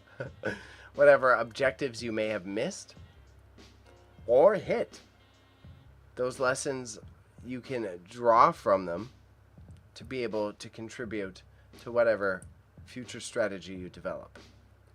And in my personal aspects, that applies to my passions of communications and public relations. Because public relations isn't necessarily founded in creating the most soundproof strategy to be able to protect your brand, but it's about understanding the risk evaluations behind the decisions that you're making, so that if something does go wrong, you are capable of drawing the necessary information from that error to then develop another strategy and another risk evaluation. I think a lot of people in this modern era struggle with being scared of failing. And being scared of failing is okay. Hell, I beat myself up too. But the idea is to fail in a way that you know that you can learn from it no matter how you tumble. In the past, I was an athlete. In one of my past lives, I got beat up a lot. I also skateboarded. Right? There's two lessons there, right? Rugby player, football player. You miss a tackle, you hit your head a bit. It's not about how you missed it. It's about, are you going to get up? How are you going to hit the next person? Same with skateboarding. You miss your little kickflip, you take a little tumble on the pavement, you may have cut up your elbow, but are you going to try it again? Did you learn anything from that? Or are you going to be scared of trying it again the next time? Or the chat. Or contrast the chat. The chat is... disregard that. The chat is gamble, gamble, gamble, gamble. What I'm trying to say, I chose to gamble on myself. But I made sure that when I made my gambles, even if I fail, even if that gamble loses, I chose a path that even if that gamble fails, I have a fail-safe. And whatever I lost in that gamble, I'll be able to learn as a lesson. I didn't just put it all on red and learn nothing from it, right? So get out of here, chat. But if it's your first time tuning in, that is gambling, bro. Oh my God, this is a debate for off camera because I'm trying to do good by my business compatriots, which is Acorn Auctions based out of Hamilton. I've had the pleasure of getting to know them much further, and they're a fantastic duo, great couple, super passionate, and it's been a genuine, massive inspiration for me to meet people outside of my social circle who don't bully me as much as the chat does, and also supports the vision for what I am creating. I know that what I'm doing is introducing new people to a format of content that they're not used to. But using those experiences that I've gained in the past, I'm not necessarily trying to be the streamer that has 30,000 views. I'm trying to introduce the format of live streaming these auctions and live streaming as a whole to people who aren't acquainted with it. So then the next time that their son, their daughter, one of their family members brings up a live stream, I'm the first one that they think of. I'm the one that they went, oh yeah, I watched this guy do this, and this is why I understand what's going on. So I'm not trying to be the FouseyTube or highlight of the drama channels. I'm trying to provide an entertainment quality that you can remember with time. Acorn Auctions says, LOL, honestly, most billionaires get through borrowing, so he's onto something. Hey, now you're both ganging up on me. Trying to give motivational speeches, and now everyone's ganging up on me. Shouts out to Acorn, though. I like this. Acorn was a little worried about picking on me earlier. I'm happy that you guys jumped in with that. That was A+.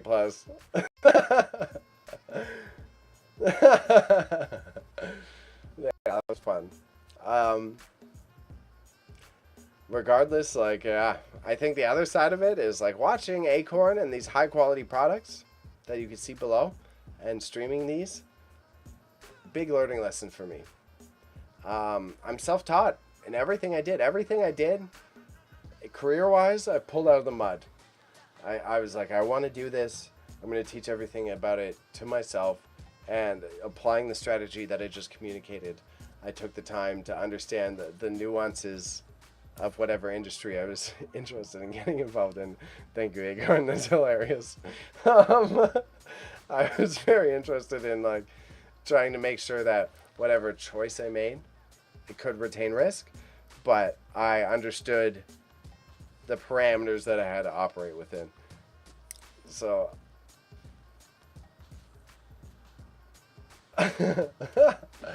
oh, I'm sorry. They turn around. Thank you, Marching into Madness. Thank you, Raza. I appreciate you. So as I'm learning more about this hustle, I've already been doing it for 4 years passively, 1 year full time. I've now learned much more about silver, luxury products, MCM, ceramics, and that is thanks to working with Acorn. And I would have met Acorn through Patty, who's the person that I work with on my auctions that I host. So it's all about that exact path that I proposed earlier of taking calculated risks. But thank you. It is a knitted sweater. It's super cozy. It's one of my favorite ones. It's got sort of rainbow, I guess, not the right rainbow. And then I color match slightly. It's very cozy. We got a little bit of fashion going on. It's got a little slit on the side, so it hangs really well. When you wear a jacket over this, I like how it portrays itself. But I digress. It's not the Bebe fashion show.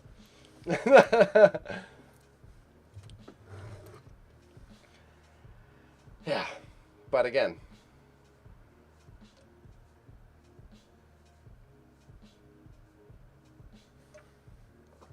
it should be. I'm about to go eat my leftovers. I made some awesome food. I made. Uh, this one's a hard one for me to say. Okonomiyaki. So cabbage pancakes. I made cabbage pancakes.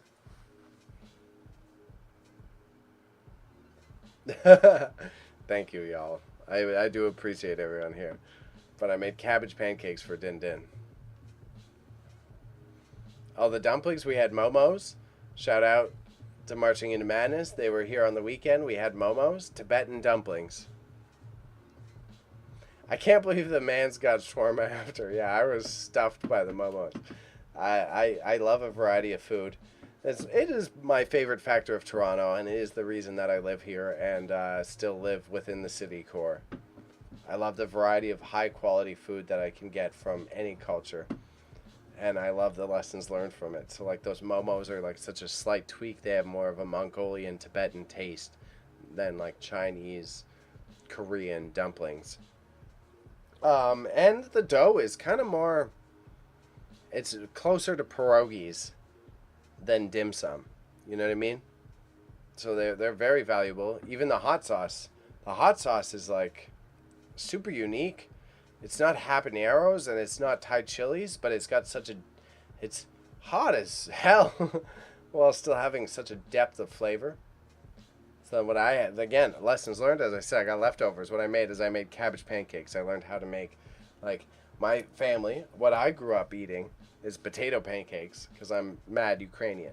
So I ate a lot of potato pancakes. And over time, after being engaged in the city, I found out about okonomiyaki, which is cabbage pancakes. Same concept as potato pancakes, but used with cabbage. And you just have to be a little bit more patient and pervasive through the process because the cabbage leaks way more hydration. So it either takes like a little bit more flour and it takes probably almost double the eggs so that you can make sure that it doesn't get too liquidy. It definitely needs more coagulants than a potato pancake. But I really like it. Talk about broke boy food. Good. Eastern spices like that. Yeah. No, yeah, to be fair. That's the Ukrainian cooking. My family uses spice. The Ukrainian family uses spice, but they use like paprika and spicy paprika and stuff. It's like a slightly, it's in that same lane of very flavorful and can go to extreme, but doesn't necessarily. So the Tibetan momo, that hot sauce is like, that's, if I had to figure out how to make a hot sauce, I would want to emulate that hot sauce that we had with the momos. That momo hot sauce is like, to have the hot spice with the flavor. When I was a kid, before I wanted to go to university, when I was trying to figure out what the hell I wanted to do with my life, that was specifically the reason I wanted to study Mexican and Latin American cooking, because I wanted to understand how to use spice as a flavor, like hot, spicy, hot as a flavor profile, and not just as a burn your mouth flavor. I was very inspired as a young man to like figure out the nuances of how to apply heat without just like burning your palate. Because it's so easy. That's what I learned. My first girlfriend was Trinidadian, and they used to make this awesome dish with just like mad Scotch bonnet peppers, and it would taste good, but it would burn the hell out of your mouth. It would just like all like it would wreck your palate. It was like, it tasted good, I like this, but there's got to be a way to like use flavors like this that it provides that umami of the spice flavor while being still mad hot, but not just scorching your taste buds. And that momo hot sauce is like that perfect. It really wrecks me. That specific momo place is like my lesson on like That's that hot sauce that I would love to emulate sometime in my life, and I don't want them to tell me. I want to figure it out on my own little journey of like generating my own recipes. But hey, if I were to go to chef school, if I were to learn to be a chef, I would go to Latin America or Mexico to understand that nuance of flavors personally, so I can understand how to work with a dynamic range of chilies. Maybe Korea, but I think my bias on Korea is because I grew up being babysat by a Korean family. So I already had a lot of exposure to that as a kid. I ate a lot of Korean food when I was like 6 to 12. Chat says they like the Harvey double Angus burger. Hey, well, that's the the specific person in chat is a non-Caucasian person. So if anything, this is a cultural commentary of the difference.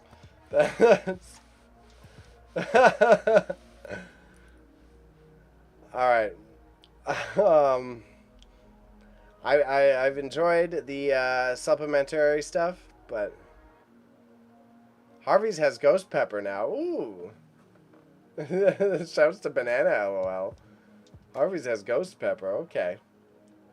Ghost pepper is exactly what I was kind of talking about, though. Ghost pepper can be cooked well, but ghost pepper just like burns the fucking bananas out of your mouth. Pun intended.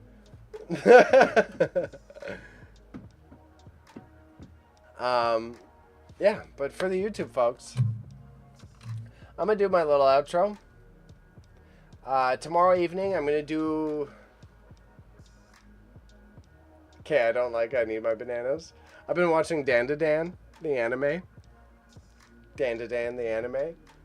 So you better protect them bananas. Just that's. We have come for your human banana.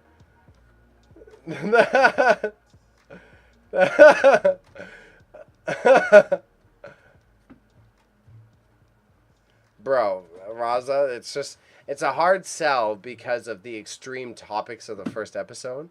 But otherwise, like, if there wasn't a SA reference in the first episode, it's so great. It pushes so many boundaries. It's artistically fantastic. I love it. I'm sold. I'm sold. I love the vision. Supposedly he was one of the he helped with One Piece once upon a time.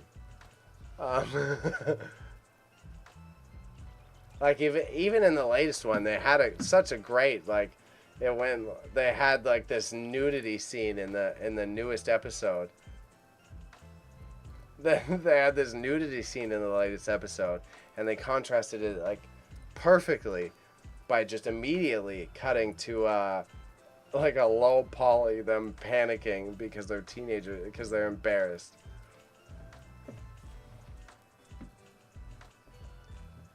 Oh, it's got bananas. It's got bananas. It's got. It's this weird. They haven't revealed this mystery, but for some reason, each alien and character in it is obsessed with human bananas. And it becomes this like goofy side plot, but I get big content warning, exceptional content warning. It's very fun. I love it. The writing is great. The animation is great, but it has an extreme essay warning on the first episode. If you got some problems, I have to be woke about that. I have to be very well-minded to say that when I say. A new Gundam show just got announced like 2 hours ago. Ooh, get a new Gundam show. I'm supposed to get off stream, and now you're telling me to look up new Gundam shows.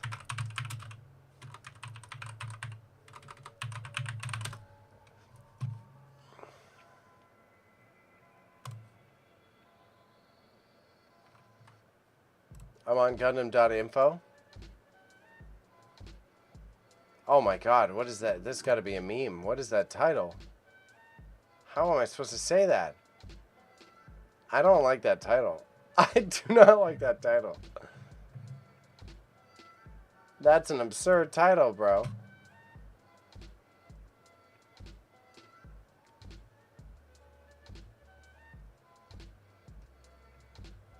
The Gundam looks cool, but okay, here.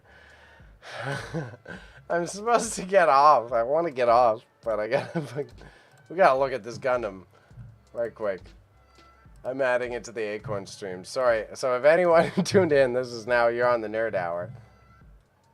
Look at this title. How do you say that? Whoa, bro. Whoa, bro. I know your name is Banana. I know your name is Banana, bro, but you're new here. You're new here. How are you supposed to say that?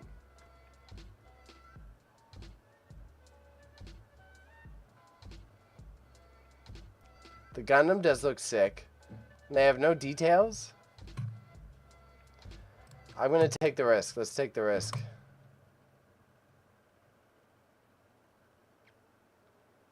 直径 6.4km のスペースコロニーは 113.5 秒に1回回転し 1G の遠心力を生み出している。空は頭の上じゃなく足の下にあるんだ。コロニー生まれの私たちは本物の重力も本物の空も知らない。もちろん本物の海も。Oh, it's like a... 賞金をかけてモビルスーツで I don't know. クランバトル？クラバなんてまともなやつをやる。 No, it's probably not a good idea. I'm gonna skip a little bit.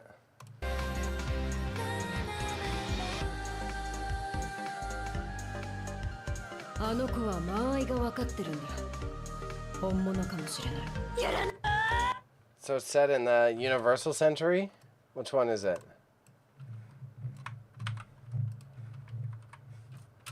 Set in what century? Yeah, Banana. Banana, yeah, you already set up. Gundam GQ. How the fuck do I say that?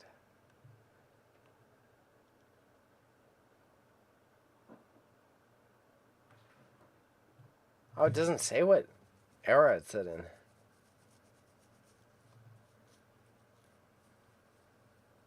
Because the Zakus go through each timeline that they do. Holy my gosh, how do you say that? Alright, I'll still watch it.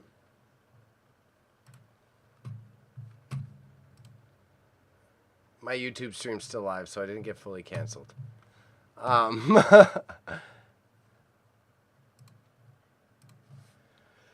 Nonetheless, it's been a good one. It's been a good one. I gotta get off. It's still Acorn Auctions stream, so yeah, I'm just gonna say GQX. That's what I'm gonna say as well. I'm just gonna say GQX. I think that's the best solution to this.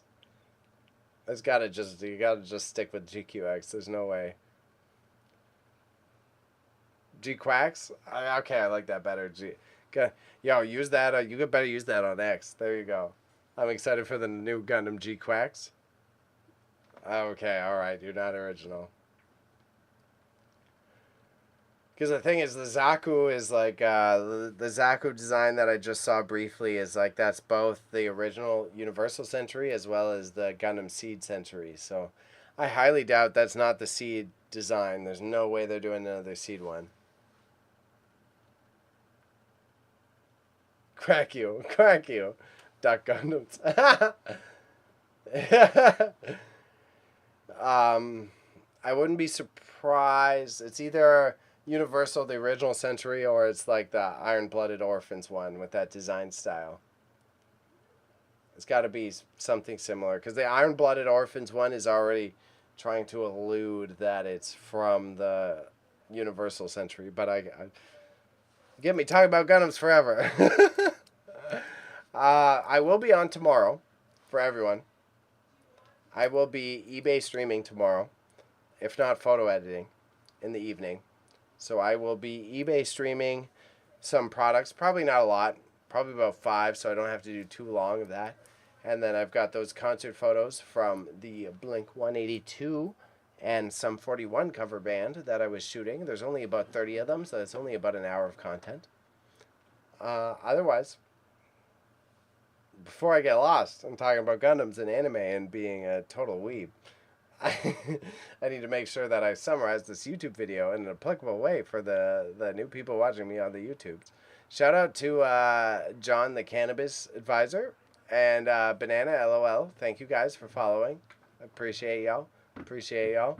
And thank you, Acorn. Big time for this collaboration. I appreciate your willingness to like make fun of me, to have a good time. I know it's a lot of hard work on the back end. I know you do a lot of hard work to curate these items, and I'm super grateful to learn from the curation that you provide in contrast to mine. And if you want to follow, I'm on the Instagram, I'm on the TikTok, I'm on the YouTube, and I do simulcast. Anything you buy from Acorn in the future, they do ship internationally. So don't be afraid to participate in any of these future auctions. You will see me do more in 2025. So thank you so much. And yes, Banana, nice to meet you. Thank you. Appreciate you. I'll catch you in more. Acorn, you're a fantastic human. Thank you for dealing with my Gundam distractions. You had a little bit of my appeasing the gamer internet community there. But you guys, A plus duo based out of Hamilton. I really look forward to what we develop. And for everyone else watching on the gamer weeb end, we will be adding more interactive elements so that you can feel like by watching these streams, you either like gain long-term benefits or a little discount on purchasing some of the things. Because the YouTube folks, because they deal with a different demographic, because it's for older people, I'm going to be evaluating some sort of background. I'm either going to have something attached to this chair so that it's covered up, or I'm going to have a slide thing come up. So you'll see some variety with my stream. You're either going to see me like in some like book background, or I'll use one of my colored prints. And thank you, Acorn. You guys, seriously, I'm super grateful to have met you. I had a fantastic time. I love making this style of content. I need to figure out my personal side. Got to start earlier. I got to start earlier to cover all the items, which is fair. Each time I underestimate it, so it's a humble. I am overestimating my capabilities, so I need to start earlier. Chat on the Twitch side is just ruining the messaging. And then I need to understand where to take breaks better. Because I do get the cotton mouth. It's hard to talk that fast. So I feel very confident in my ability to do that style of reporting, to do that style of like, as seen on TV, broadcasting. But I need to, maybe my breaks are between closes or every 5 minutes. I don't know, man. Maybe talk less. Okay, whatever. All right. Thank you, everyone. If you want to follow Acorn, their links are in my description. All of my links are also in my description. If you want to support me big time, I'm trying to monetize my YouTube. I'm really looking forward to have you guys get that YouTube monetized, because then the same guy that's making fun of me in the chat, I'll pay him to edit my clips and make even more YouTube videos, because I'm going to be more successful than he ever was, because he's jealous and he makes fun of me all night. All right? Okay? Thank you, Stoned. Thank you, everyone who pops out. Appreciate any sort of support. Just drink water. All right. That probably will help. Okay, bye. Bye, guys. Bye, guys. Have a good night. Thank you, chatbot. Cheers, guys. Enjoy, y'all.